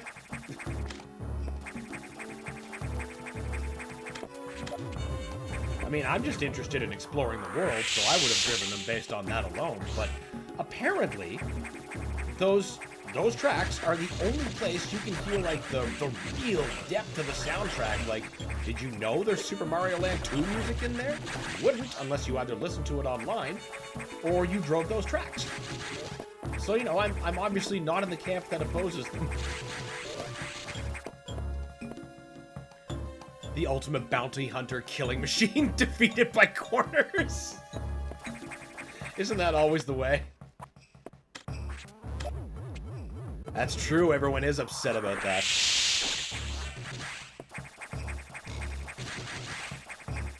I honestly don't think I'd mind at all. Maybe an option would be good, I guess. I mean, that could be the best compromise, but I don't know. I'm just one of the people that doesn't see what the big deal is, and I'm obviously not the target of that update or their videos.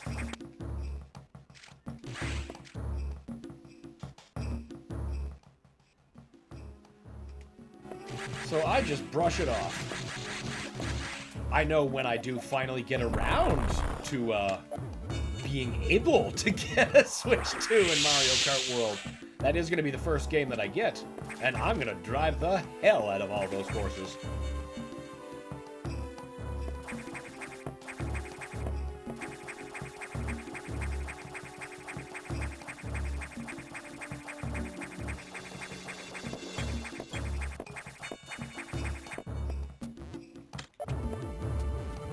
Weren't you something? Yeah.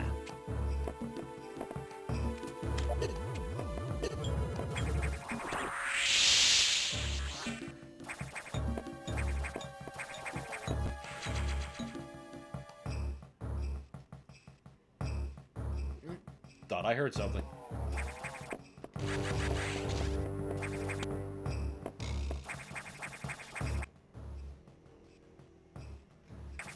The idea of playing Mario Kart competitively is a joke. Sweaty tryhards are pissed, and YouTube content farms are always hungry for negative press that generates clicks. Very true. That is the name of the hustle, the grift, the game. And you know what? Guess who's going to be clicking most of those looks? The sweaty tryhards who are mad about it. So, you know, get your cheddar, guys. Get your cheddar. But I'm on the same page, Phil. It's Mario Kart, man.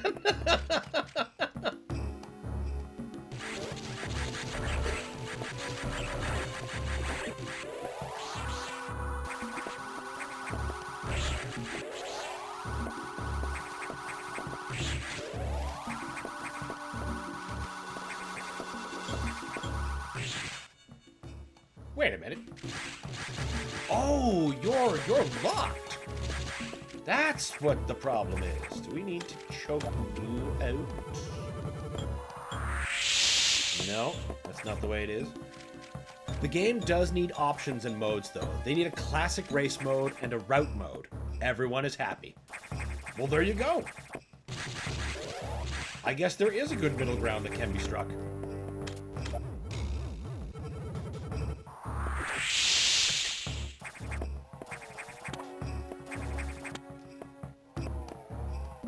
Oh, I gotta get around from there. All right. Wrong direction.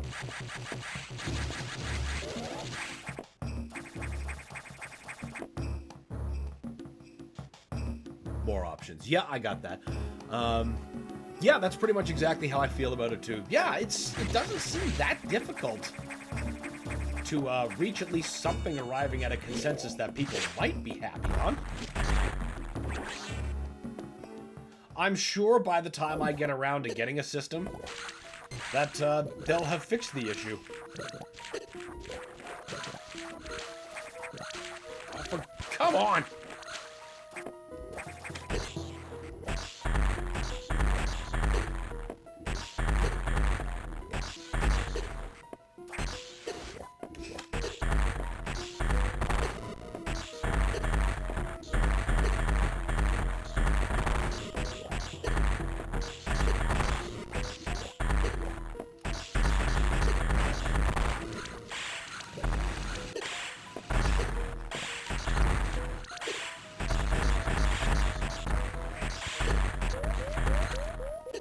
That did not go well. But I'm pretty sure that's the plasma beam.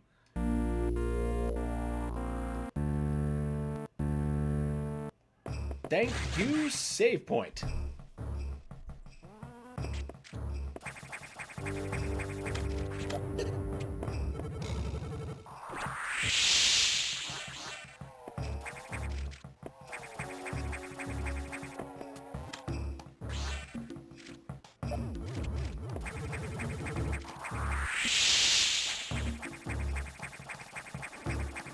Ha ha! I can wall jump around your nonsense. Oh. Everything's fucking locked anyway. Well, so much for rewarding my effort. Wow, this looks obnoxious. Yeah, that boss kind of was. I thought maybe if I fed the two little yarpers some missiles, but no, it seemed to deflect. There's probably something I'm missing. Maybe power bombs will take them out. I'll try that next time I'm in there.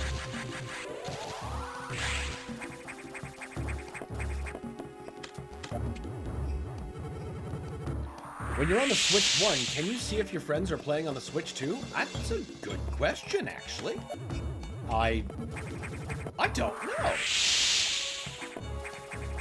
I think, maybe? I can't imagine why not, because it's all that Nintendo account membership, I think. I assume Nintendo is planning a steady rollout of updates for Mario Kart World. New characters, costumes, and hopefully modes. And most importantly, volume sliders. Yeah, I'm looking forward to the new content more than anything else. I mean, not to sound like a glutton considering I've barely gotten the base game under my belt. Oh, listen!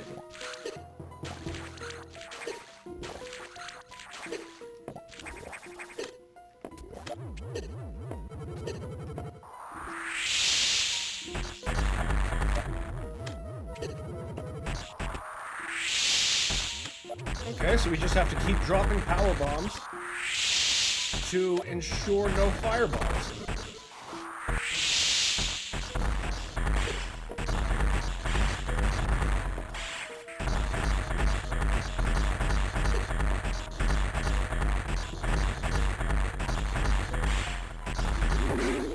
There.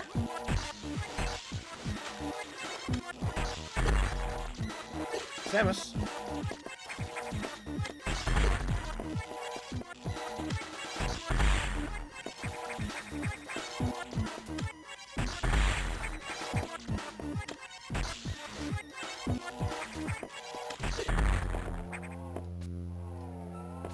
Ooh, man, these fights are getting close.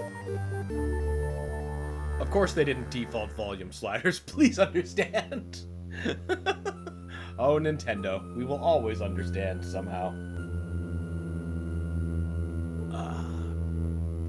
I'm gonna wait till the Switch 2 drops price or when they work the kinks out. All new tech kinda sucks at first. That's the ticket! We got there eventually. Who knew the answer was Power BAM? Power BAM. Power BAM! Power Bomb spam.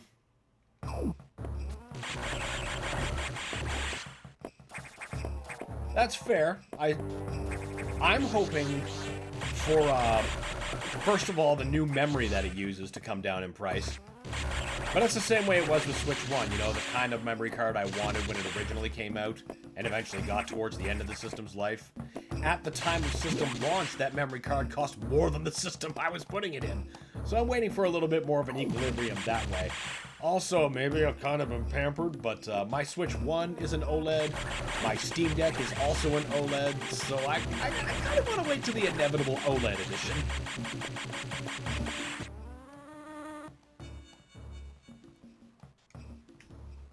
Switch 1 never got a price cut. Yeah, that's the thing. And if you're a Canadian recently, it's getting a fucking price increase, of all things. That is just wild shit to me. So you might be waiting a while. With all of Trump's tariff bullshit, you'll be lucky if it doesn't go up in price. It's already going up in price. And Nintendo's the one who said it. It's incredible, really. Yeah, you're probably right, Phil. He is right. Nintendo's already announced that prices for Switch 1 hardware and Switch subscriptions, I think. NSO, whatever they're calling it. But those are going up for Canadians. And Canadians only.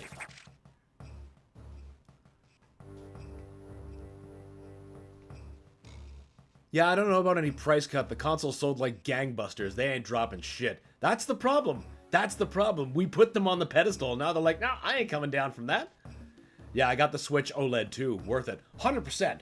The way, like, God, the way colors look on that, like, you play a game like Doom 3 on the OLED screen, you're just like, oh my God. Oh my God. And then, of course, anything super colorful like Chrono Cross.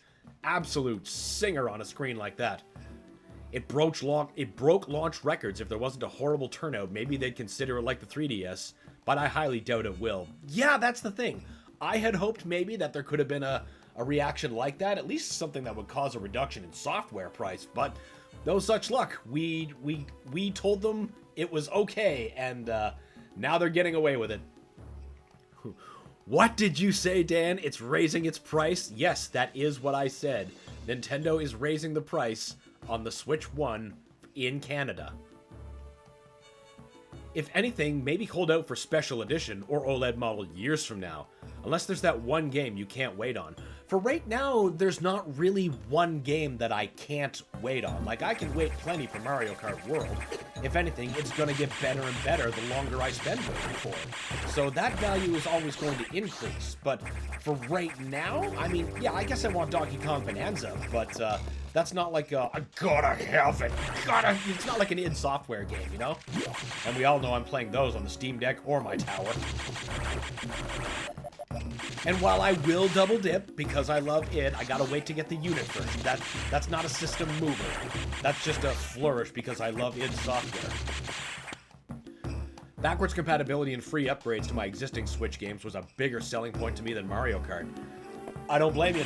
I mean, that's similar to how the friggin' Game Boy player was a bigger selling point to me at first with my GameCube than GameCube games, because I wanted to play Game Boy games on my TV before I wanted to play the friggin' Super Mario Sunshine. That's it. Whee! Free market! Oh yeah, isn't it great? What the actual fuck? How are they justifying a price hike in Canada as if our taxes aren't high enough? Well, Nintendo says it was based on market conditions and doesn't elaborate beyond that.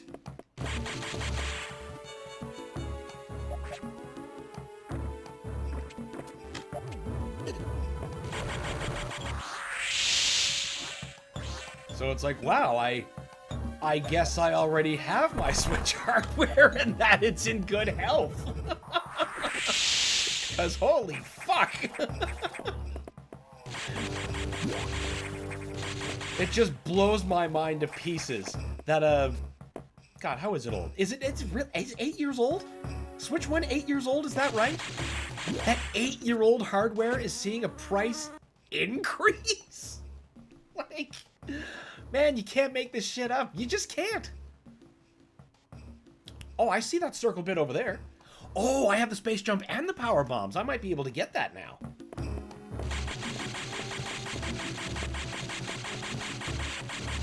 They're ripping Canadians off so they can offset the loss they're taking on the American market, probably. Maybe. Maybe. I'm certainly not a market analyst. I'm just an angry consumer. This isn't exclusive to Nintendo. Sony raised its PS5 prices in the EU. Really? I didn't actually know that. Huh. I wonder how much up they went. But at least the PS5 is, not been out as long as the Switch one. Doesn't make it right, though, but still. Interesting. Didn't know that. I'm surprised they didn't just release Please Understand with what these companies are thinking.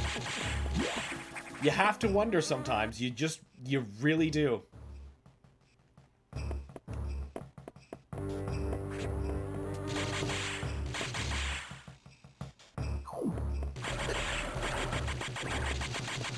Right, that's what stops me, the door. We've been down this tunnel twice. We'll get it through my head that I'm supposed to do something else.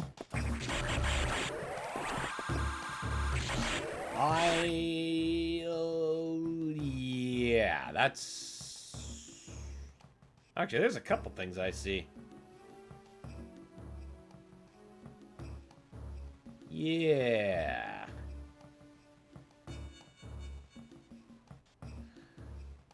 I'm first going to use the save room up here, because it's always a good idea to save. Then I'm going to go back down and investigate an opening I see on the map.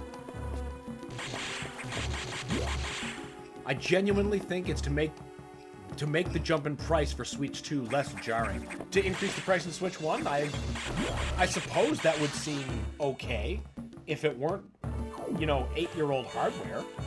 Because, you know, people who are new to it will definitely be going, oh, I guess they don't cost that much differently. Maybe there is more value in Switch 2 than I think. But the people who already have Switch 1 are kind of like, what the fuck?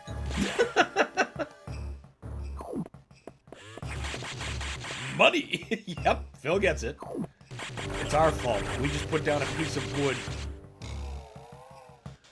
We just put the piece of wood in our mouths, bite down, and take out our wallets.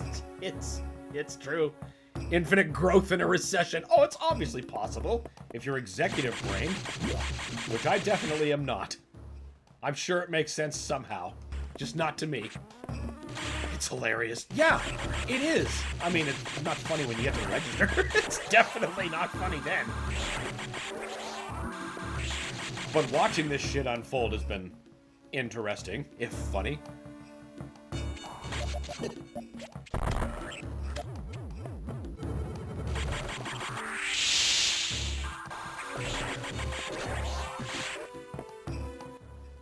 An OLED Switch 1 is $350 at Target. A Switch 2 at Walmart is $450. Does that not make sense to anyone else? $100 difference between generations? Fucking Switch came out in 2017? That's exactly why this is so funny, Carnivorous. Lots of funny jokes happened just now.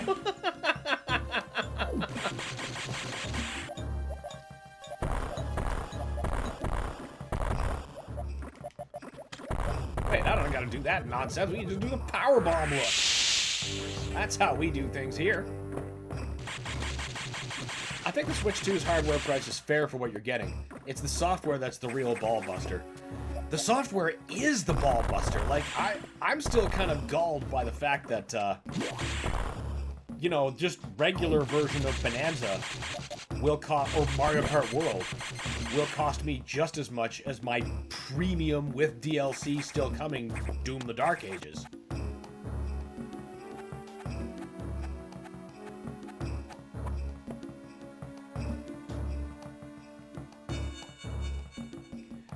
Yeah, $450 isn't horrible. It's the $80 games on top of it.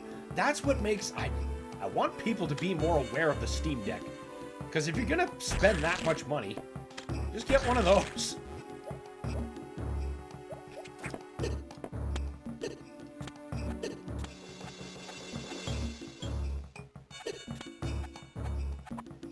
The money you'll save in the long run just on sales is unbelievable.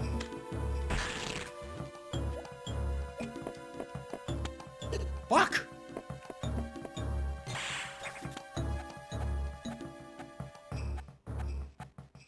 I know what I gotta do, but the ball jumping ain't so nimble.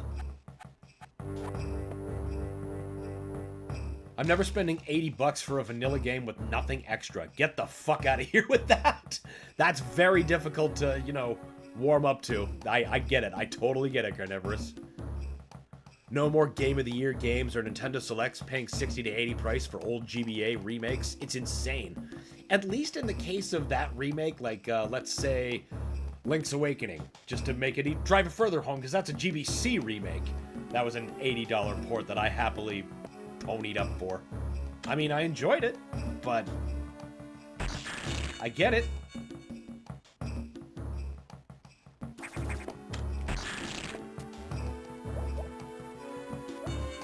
There we go.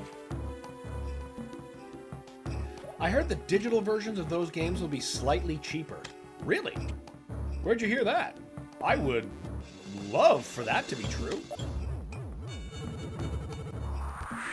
Fuck yeah. Now I don't need to look around like a numbskull for that. Thanks, Rippers. Alright, let's get the fuck out of here. That was worth getting. Now there's 2 more gaps I wish to investigate.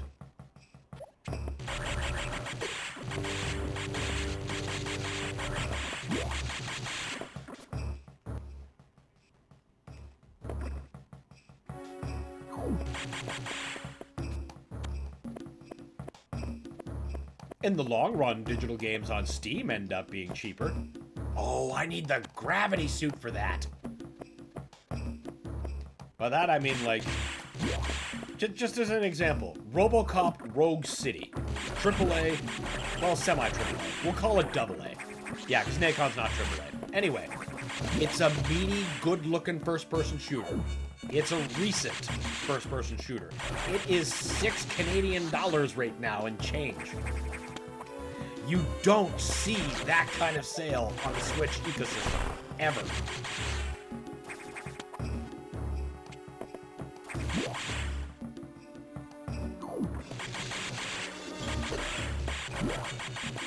Unless it's like an indie game. Because I remember that was the first place I bought A Robot Named Fight. One of my favorite, if not my favorite, indie game of all time. And it was a pittance of like $2 or something. You know, it was a pretty equivalent Steam sale, comparatively. I heard that too about cheaper digital games, but I haven't seen it yet. Oh. Well, then I guess I would love to see that. I'd also like to hear more of it coming directly from Nintendo.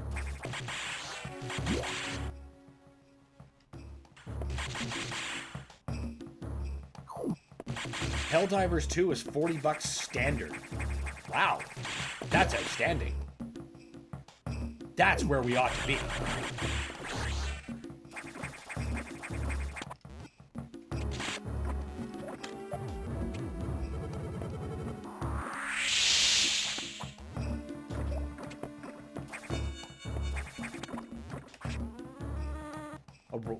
What? I heard the Switch 2 game cart costs $15 a piece, so an indie game selling a $30 game is already losing half their profit on physical. I'm sure in those cases they've got some kind of...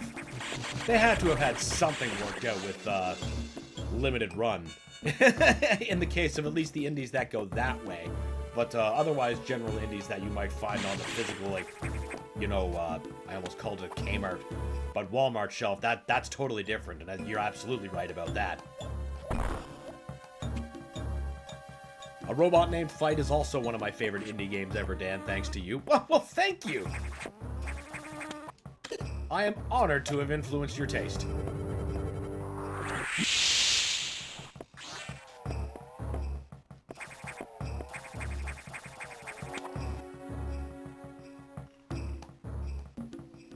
And that's before the storefront takes a 30% cut. Yeah. Yeah, support Arrowhead. Seems like a legitimately good company. Pretty sure they're actively selling out, though.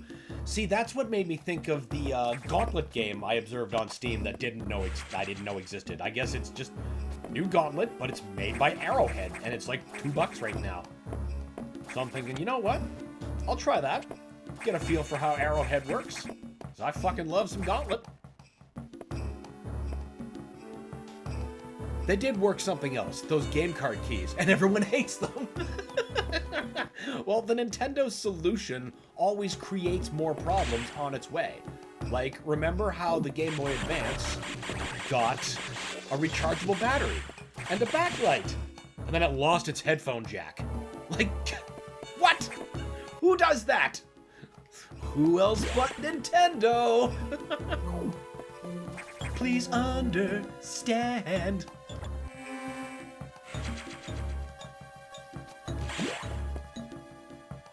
Ah, those game card keys. Open the box and surprise, surprise. The only reason it would upset me is if I bought a game for a road trip, only to put it in and realize I need the internet. That would be like, oh my god, that would be so enraging. I'd be like, no, turn the car around right now.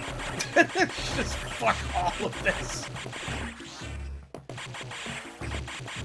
At least in that end, those packages are very clear that you will need the internet to play.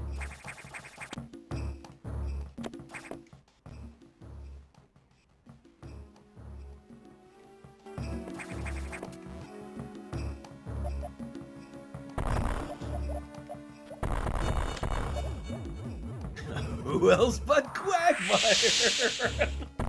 I knew someone would get it. You're really gonna make me go the whole fucking long way back? Oh, that's gross, man.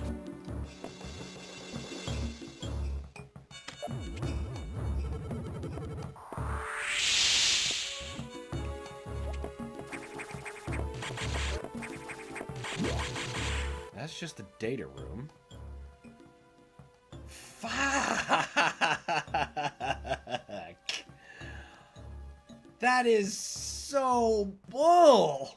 I should have come back for this way later when I punch open a much more convenient hole. But that's not what we did, so we're just gonna have to roll with this and... Oh, wow. Be really careful and hope we don't die on the way back. Honestly, the writing's on the wall. Every publisher, Sony and Microsoft included, want you to go all digital. I've already accepted this years ago and went all digital. But people are clinging hard to their plastic. It's hard to fault them. It's really hard to fault them.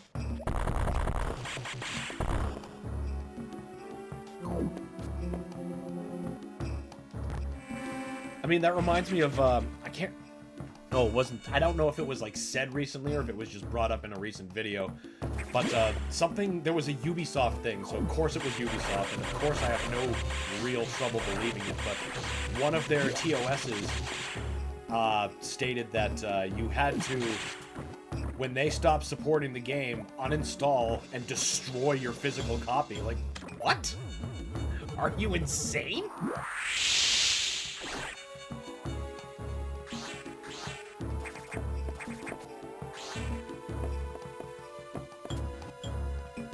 Digital certainly has its advantages. Like, physical shelf space, I think most prominently comes to mind. The size of my Steam library would be, difficult to manage if I owned all that physically.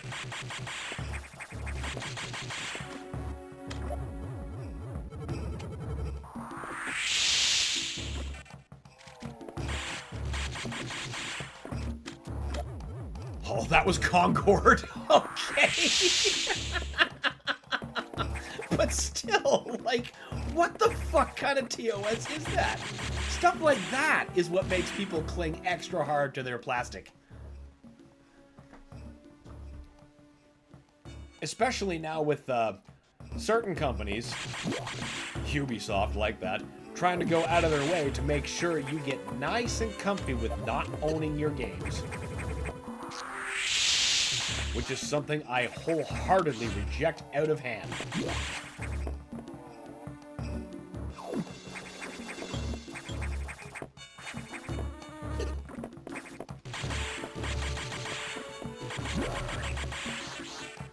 The best advantage of digital is not sitting up. Yeah, I suppose. Or getting up, which may be what you meant. Having to change that disc like a savage. I want to play a new game and hit eject. That's inconvenient.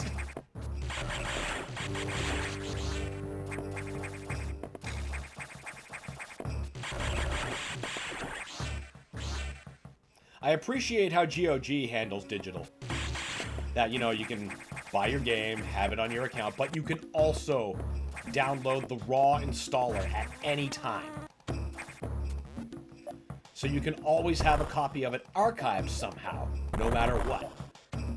That's the biggest comfort physical mostly provides, is that you, theoretically, will always have this thing, and as long as you have the hardware, it will always just work.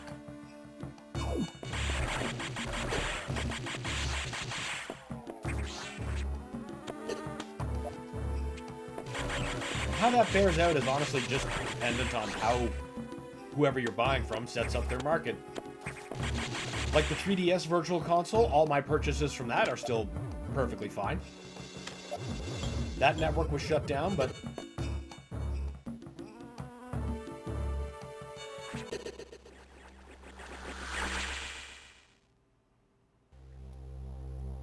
Fuck. That network was shut down, but you know, all my purchases still work. I could still open my 3DS right now and start playing Mega Man Extreme.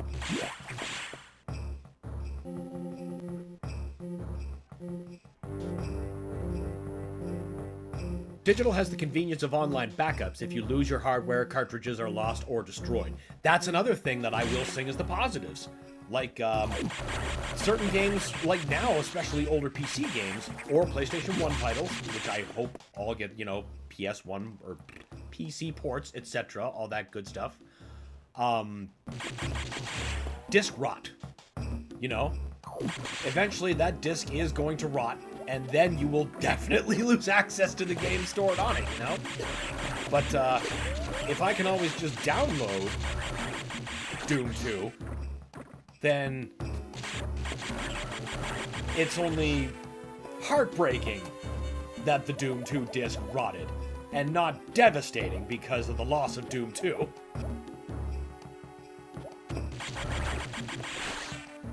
Yeah, that's my concern. Companies are getting pretty bold about saying you don't own a game. You technically don't own your beloved Steam games. Thankfully, Valve and Gaben aren't shitstains. Unless the world ends, I'd assume you have access to them in your Steam library. See, that's the thing. Steam so far has done right by me. I haven't been given taste of a reason to distrust yet, because all of my delisted games are still accessible. It's annoying that they're delisted because I can't recommend them to anybody. So every time I'm trying to get someone into, like, Transformers War for Cybertron, I have to be like, ah, fuck, well, good luck finding that.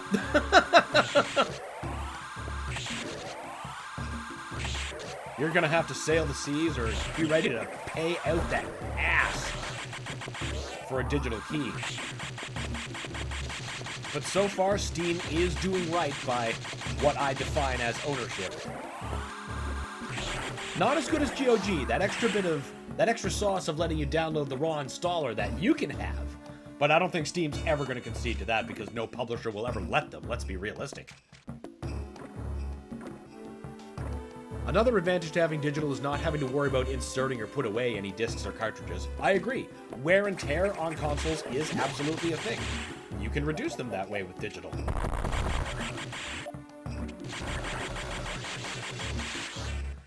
And for somebody who's big on portable, digital is obviously a great fit for me in a number of ways.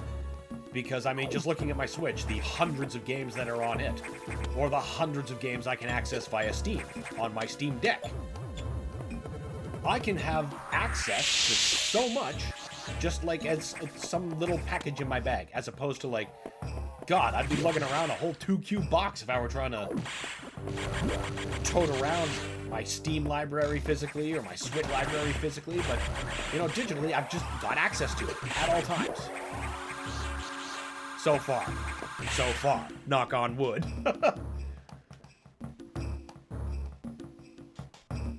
They want you comfy not owning. You don't own your games, you don't own your house, you don't own your car. Just come to Big Brother and say when you need something. Yeah! What a world! Sorry, conspiracy brain came out. Some things are becoming less conspiracy every day. It's difficult. It really is. Disc rot is real. It's very real. So far, no games that I own have suffered from it yet. But, you know, it's gonna happen at some point.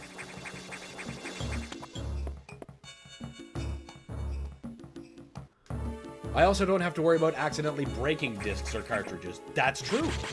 Or for another older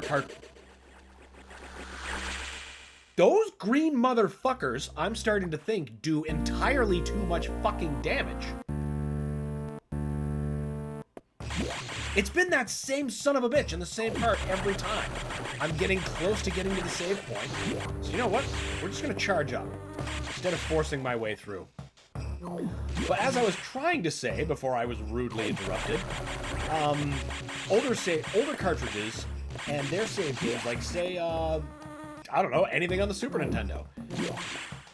You have to replace the battery in your cartridge for that every little while, or you just can't save your games anymore. And, you know, Final Fantasy III is a wonderful game, but it is not a single-sitting game by any stretch.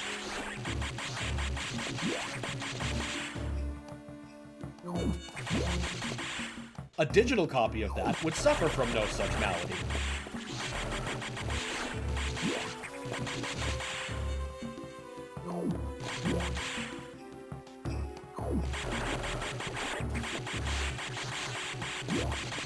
Meh, I like my physical copies of things. Yeah, so do I. I mean, I put my money where my mouth is and buy the things that I support.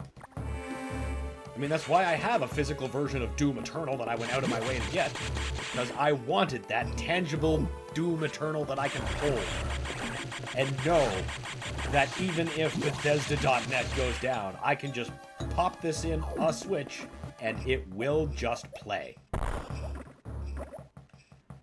Something that cannot be denied about that. And then my GBA versions of Doom will continue to remind me, it's like, how old are these things? But you know what? I can still just go plunk, and they'll always just play. Always.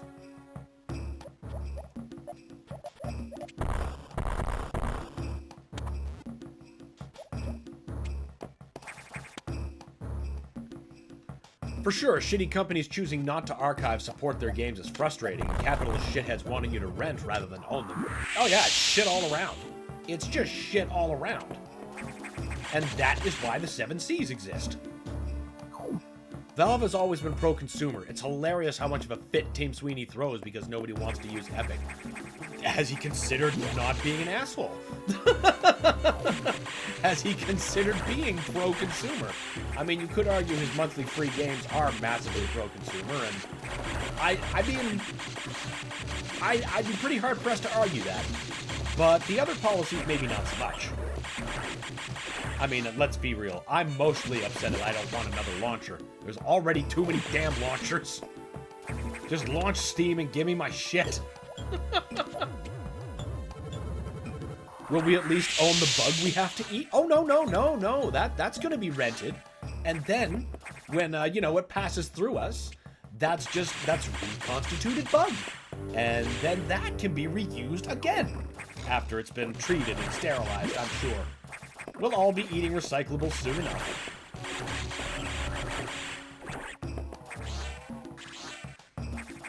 We're just working up to it right now with the amount of microplastics we can fit into ourselves. Yeah, now we're not gonna get fucking ganked there. More like Tim Weenie, am I right? Yeah.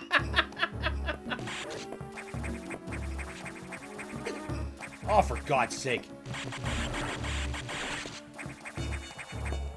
Fine. Do that, you disrespectful thing. Okay. Almost back. We can almost leave this sector. No more errant secret hunting like that until I get those other places blushed up. Or blown up, rather. Oh, snap. Yeah. Maybe fair. You should consider it. Man, I love when people say global warming isn't real while loud-ass AC is playing in the background. It's fucking hot. I don't need a conspiracy to tell me it's hot out. Like, I am just cooking to my chair right now, and I'm not even doing anything. Fans working overtime. The microplastics keep me strong. Fuck.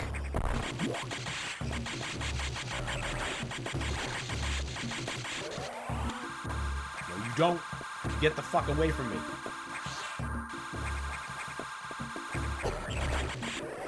Let's go, go, go, go, go, go, go, go, go! Oh my god. I knew we could make it out if we were just a little bit more stubborn.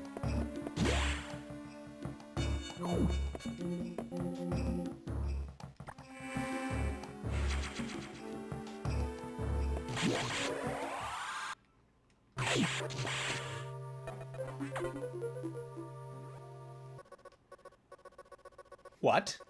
You've restored plasma beam functionality? Most unexpected. Even so, continue to avoid the SAX. It too may be stronger, and you still lack a few excessive abilities crucial to its survival. Wait a second. More trouble. Hold on. I've isolated the cause. There's been an explosion in the ARC data room. Samus, go to Sector 5. Is your objective clear? The damage is staggering. Find out what's causing it.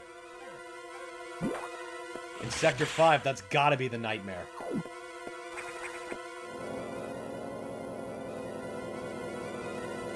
It's night for me, yet I feel like I'm in a microwave. Oh, that's brutal. I hate that part of the summer. When you just kind of like... You can't even sleep. It's just so unpleasant. So you just kind of... You lay there and wait for the next day to start. And it's just so frustrating. And then the day starts and it gets even hotter. Oh, fuck. You need to step up your game and start consuming macroplastics. I'm halfway through a lawn chair as we speak. Well, it is summertime, so you gotta get that patio furniture put to good use. It's gotten worse. The damage seems to have been caused by a creature kept here by the researchers, who named it the Nightmare. Apparently, it was a biomechanical organism designed for military applications. It possesses uncommon power and can manipulate gravity. We must assume that's because of an X-Toast. We have no choice. You must find it and defeat it. I can't confirm the location. Is your objective clear? Get out of here before... Just do something. Kill the fucking monster, Samus! Something I can't appreciate about, digital is when it makes things much easier to find. Like, there's this point-and-click PC game called Dragon Lore. Used to have it way back in the day, like back when we had the family 486 in the living room. Anyway, I've never ever seen that game for sale anywhere else outside of that window of time that we owned it. The disc is long gone. Who knows where that is? If I ever wanted to play that again, I'd either have to sail the 7 seas, which I have, I have to find it, or GOG could sell it to me for a couple of bucks. And look at that. There it is. And it just works. So I did. And I'm happy. No disc rot, no having to contend with the shit that was lost. I don't have to contend with an eBay scalper. Don't lowball me on Mist. I know what I have. And you know what? If your Mist is sealed, then okay. Maybe you've earned a little bit of that snide tone. But odds are, if I want to play Mist, I'm not buying a sealed copy. That's true of any game. I just had to pick a neighboring point-and-clicker.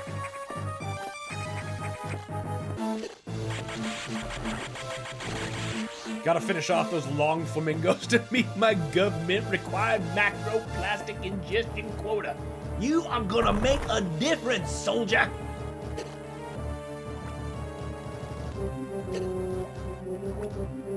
You will eat them G.I. Joes for your country. You will become the real American hero.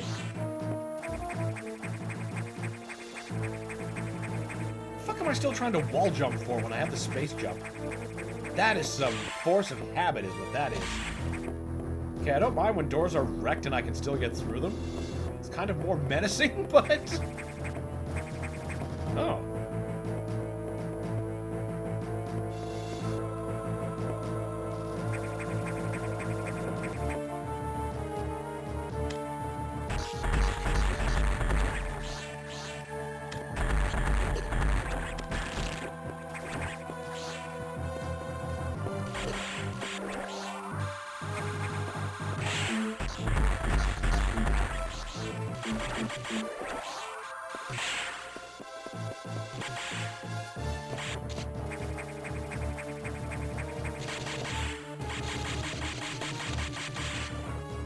The government's been trying to fill us with plastic forever.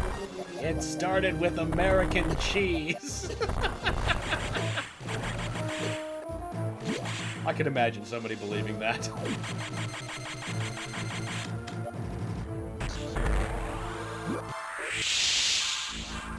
Yeah, gotta absorb them or they're gonna re-fucculate into that.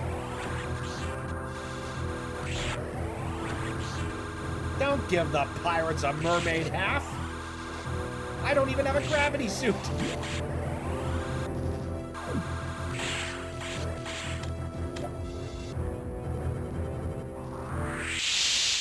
Oh yeah. Speed wall, huh?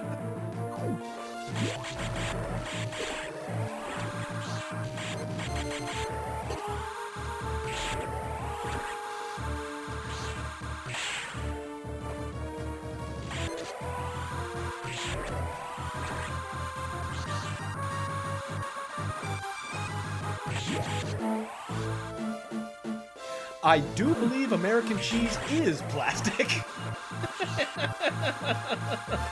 It's hard to disprove.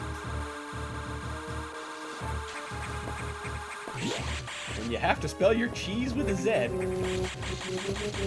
I'll still eat it because I'm gross. Pirate mermaids would be pretty close to unstoppable for standard sea pirates. Yeah. Yeah, honest to God, that's a force to be reckoned with. It's kind of why I don't want it.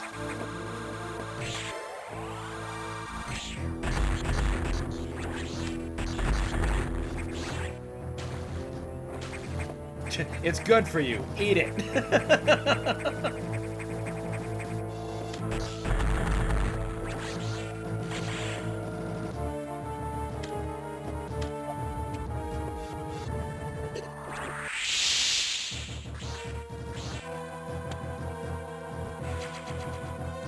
Hell yes. Could use a bit more of that life, though.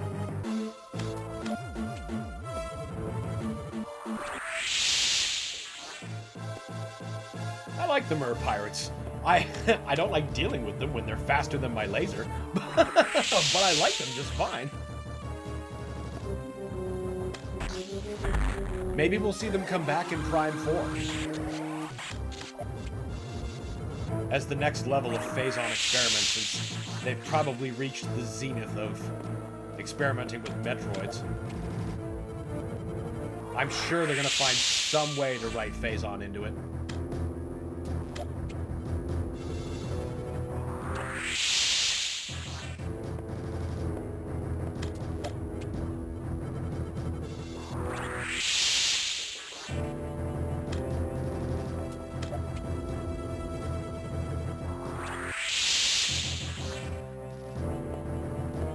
Just a few more cycles, and I'll feel a little bit better about in case the nightmare ambushes me, which, spoiler, it's going to.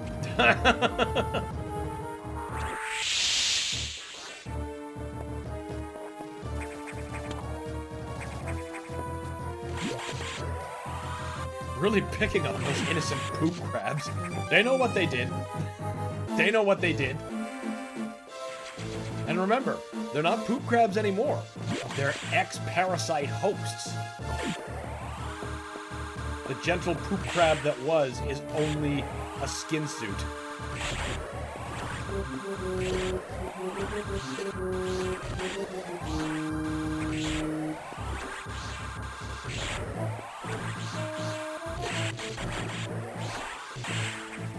Prime 4 trailer has Metroids in it, so it's safe to assume Prime 4 still takes place before Metroid 2 and Samus's genocide. Yep, I really have to wonder just how many games we can fit in that spate of time, but between Metroid 1 and 2 rather, because that's where it has to be. Because Metroid 2 and Super are literally like minutes apart from each other. Dan, stop wall jumping. You can just space jump. God.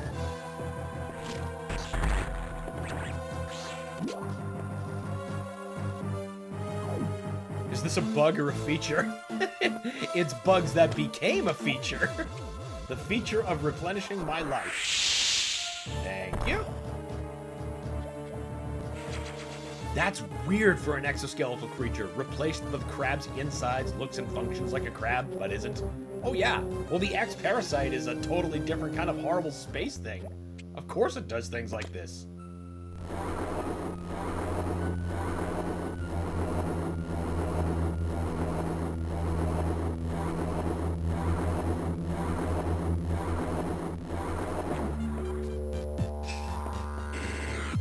Shit!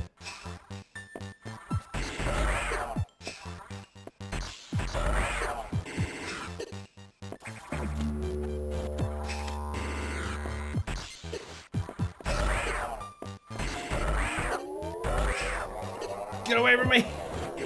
Get away from me! Excuse me, Samus, the... What? You heard me? Alright, the gravity well pulls the missiles. That's the problem.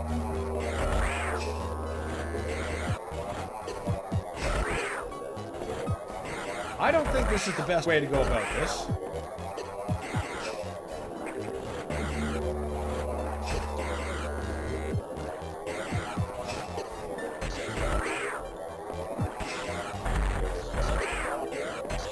Yeah, there's got to be a better way to go about this. I kind of dig the slow burn up to when Samus becomes a villain, though.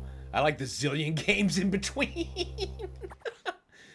Killing all the Metroids except the baby, the baby, the baby, the baby.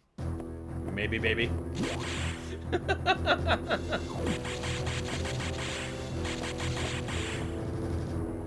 Maybe its face was its weak point first.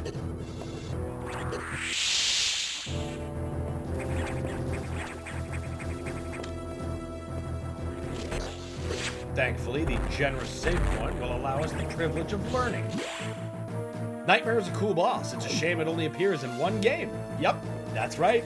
Only one game. Certainly not another collective fever dream.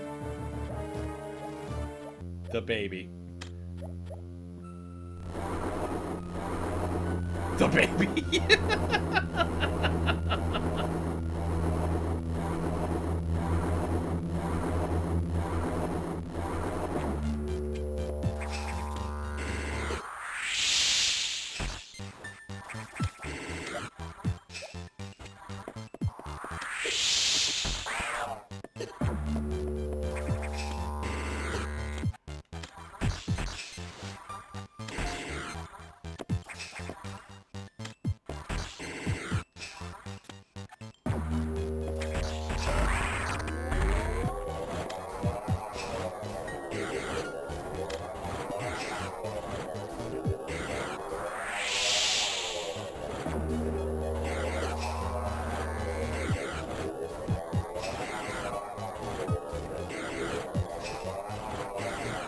If I have to cause that generator damage to make it stop, or if it's a timed effect.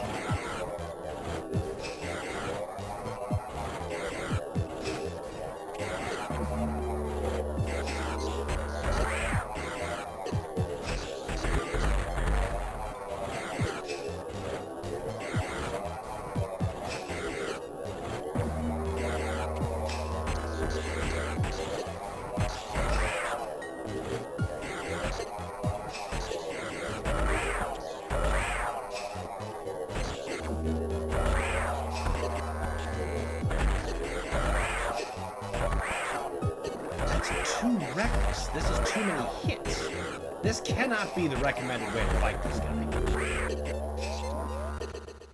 No. I have to be doing something wrong here.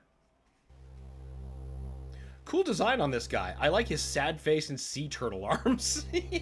Yeah, they're certainly, you don't want to get in range of them. Ambivalent about his propulsion dick. He gets around, baby.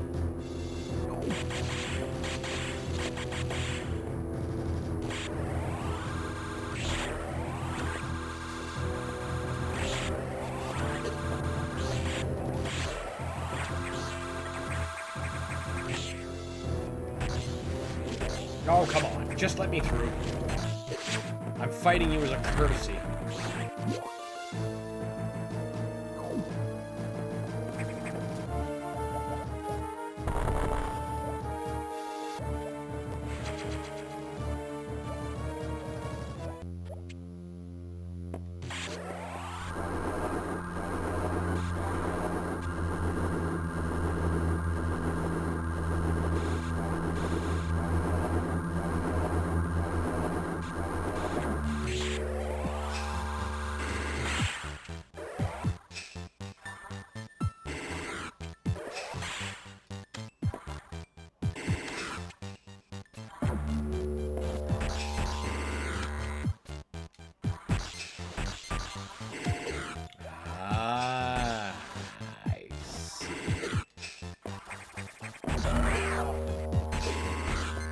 Game of lead.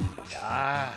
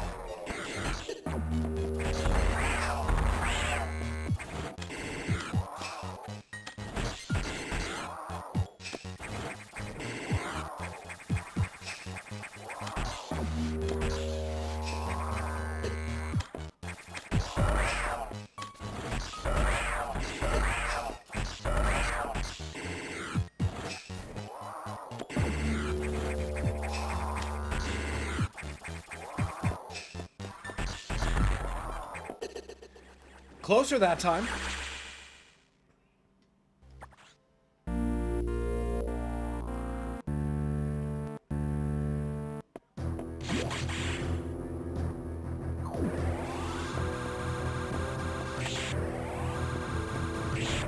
Only hit the face after we've obliterated the dick.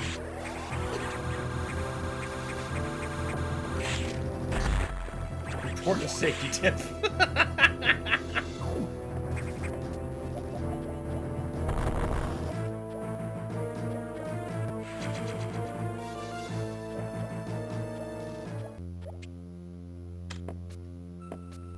Damn, he's doing a lot of damage. Is this hard mode? No, this is regular.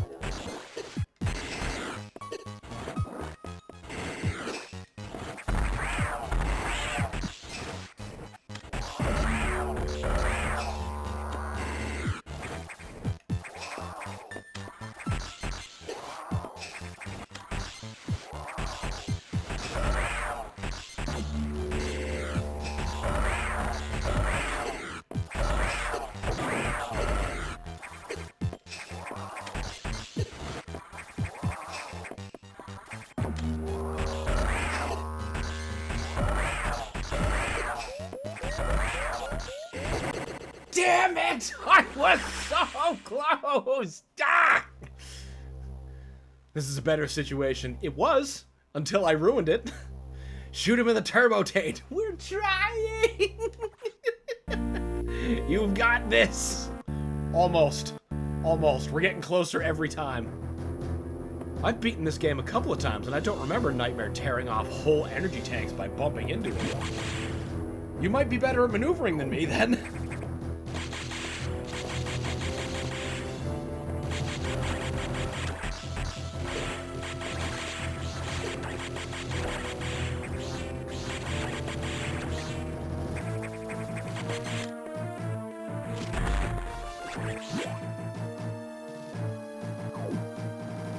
His face melts like a sad, rotting jack-o'-lantern. It does.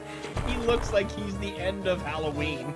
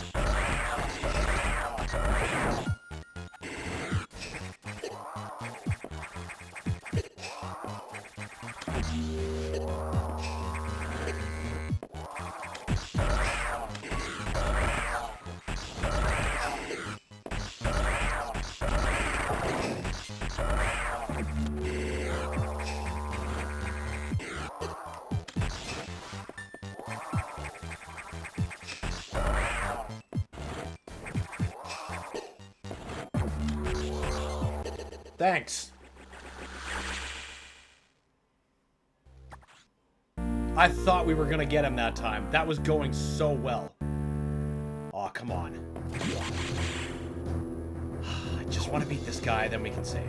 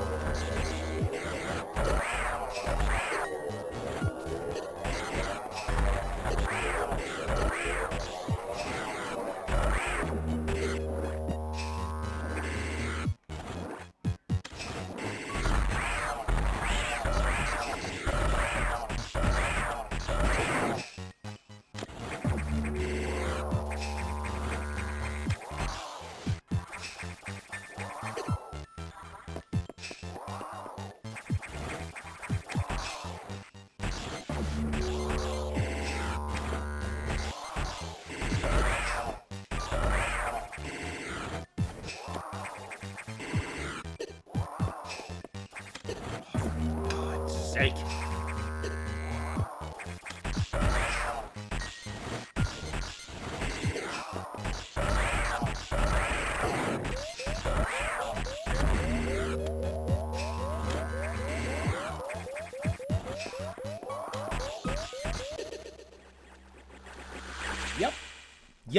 Yep. Of course it went like that. Of course it went like that. His face has such a funky target zone where his arms are able to block at an angle I don't think they should be.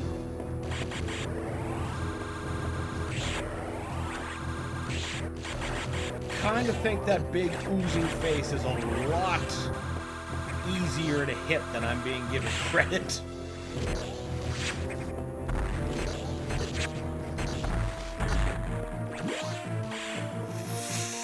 So fucking close. Yeah, man. I'm right there with you.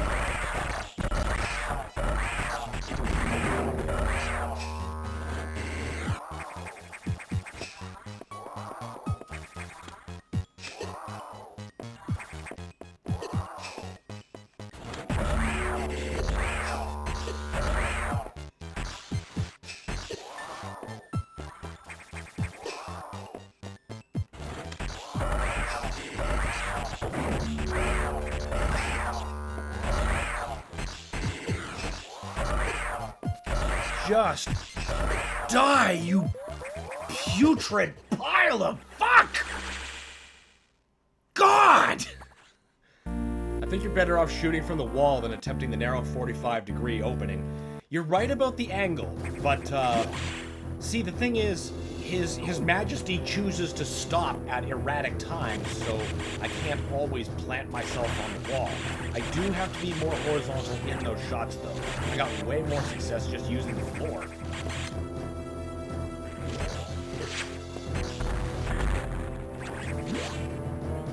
Aptly named boss, if nothing else.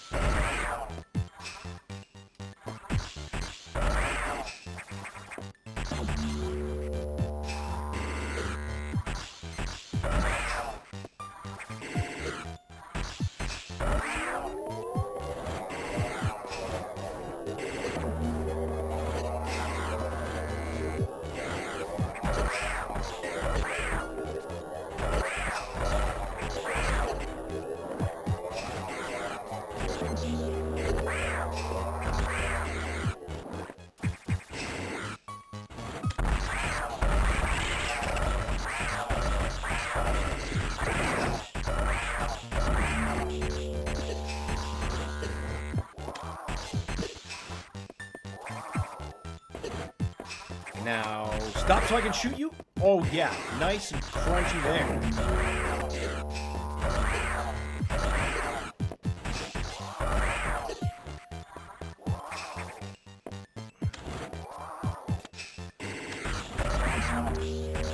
Oh, I think we finally did it.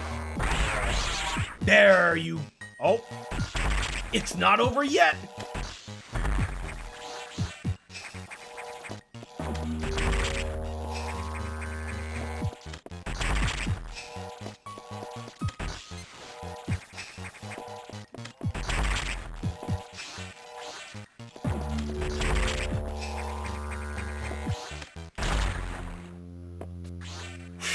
I knew we'd get it. I knew we'd get it. Oh my god. Ugh. Wipe the old controller off. God, getting sweaty. Gravity suit, finally. Man, I don't think I've seen you get stuck like this before. Oh, I have, just not in Metroid. His Majesty? That just got me down. I think you were tasting a little bit of my snideness coming through. He was starting to get me salty. You normally whoop ass. This guy must be something. He is, to suffice to say, he is one of the most difficult bosses consistently for me. Fine, require missiles. I'll just keep shooting you.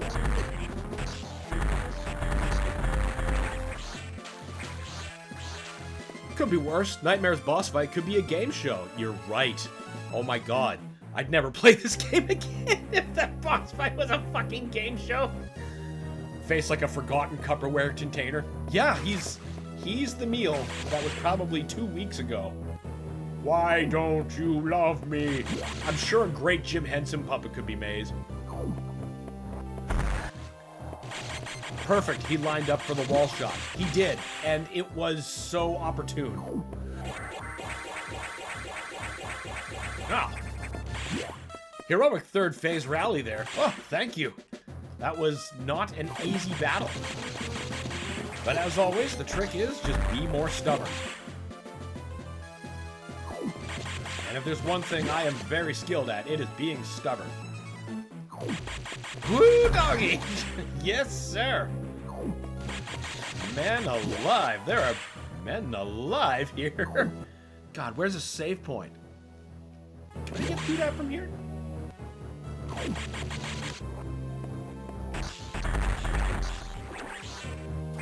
Turns out the scary robot computer was boogers the whole time. That's always the worst kind of computer.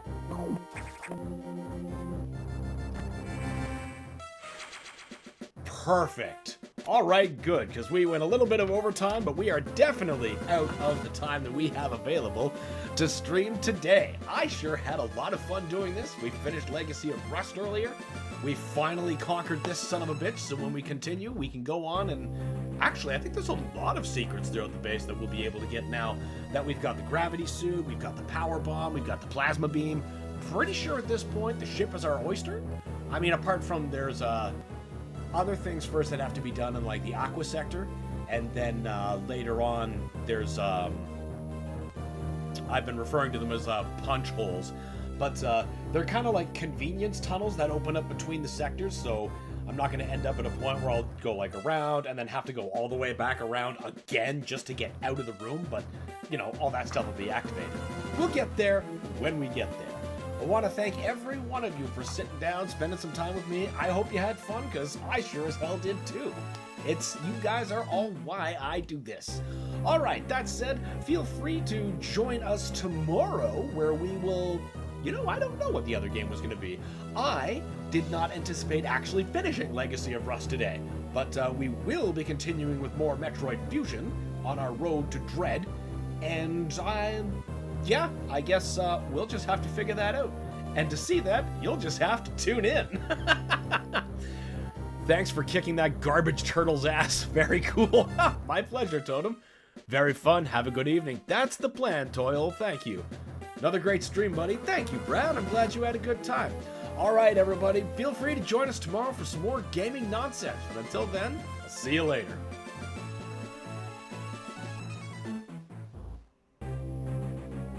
Oh, great stream. Don't forget to eat your microplastics. I don't think I'm gonna have a choice anymore.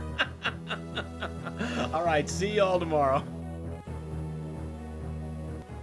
Later, Phil. Later, see you there. Right, later. Actually,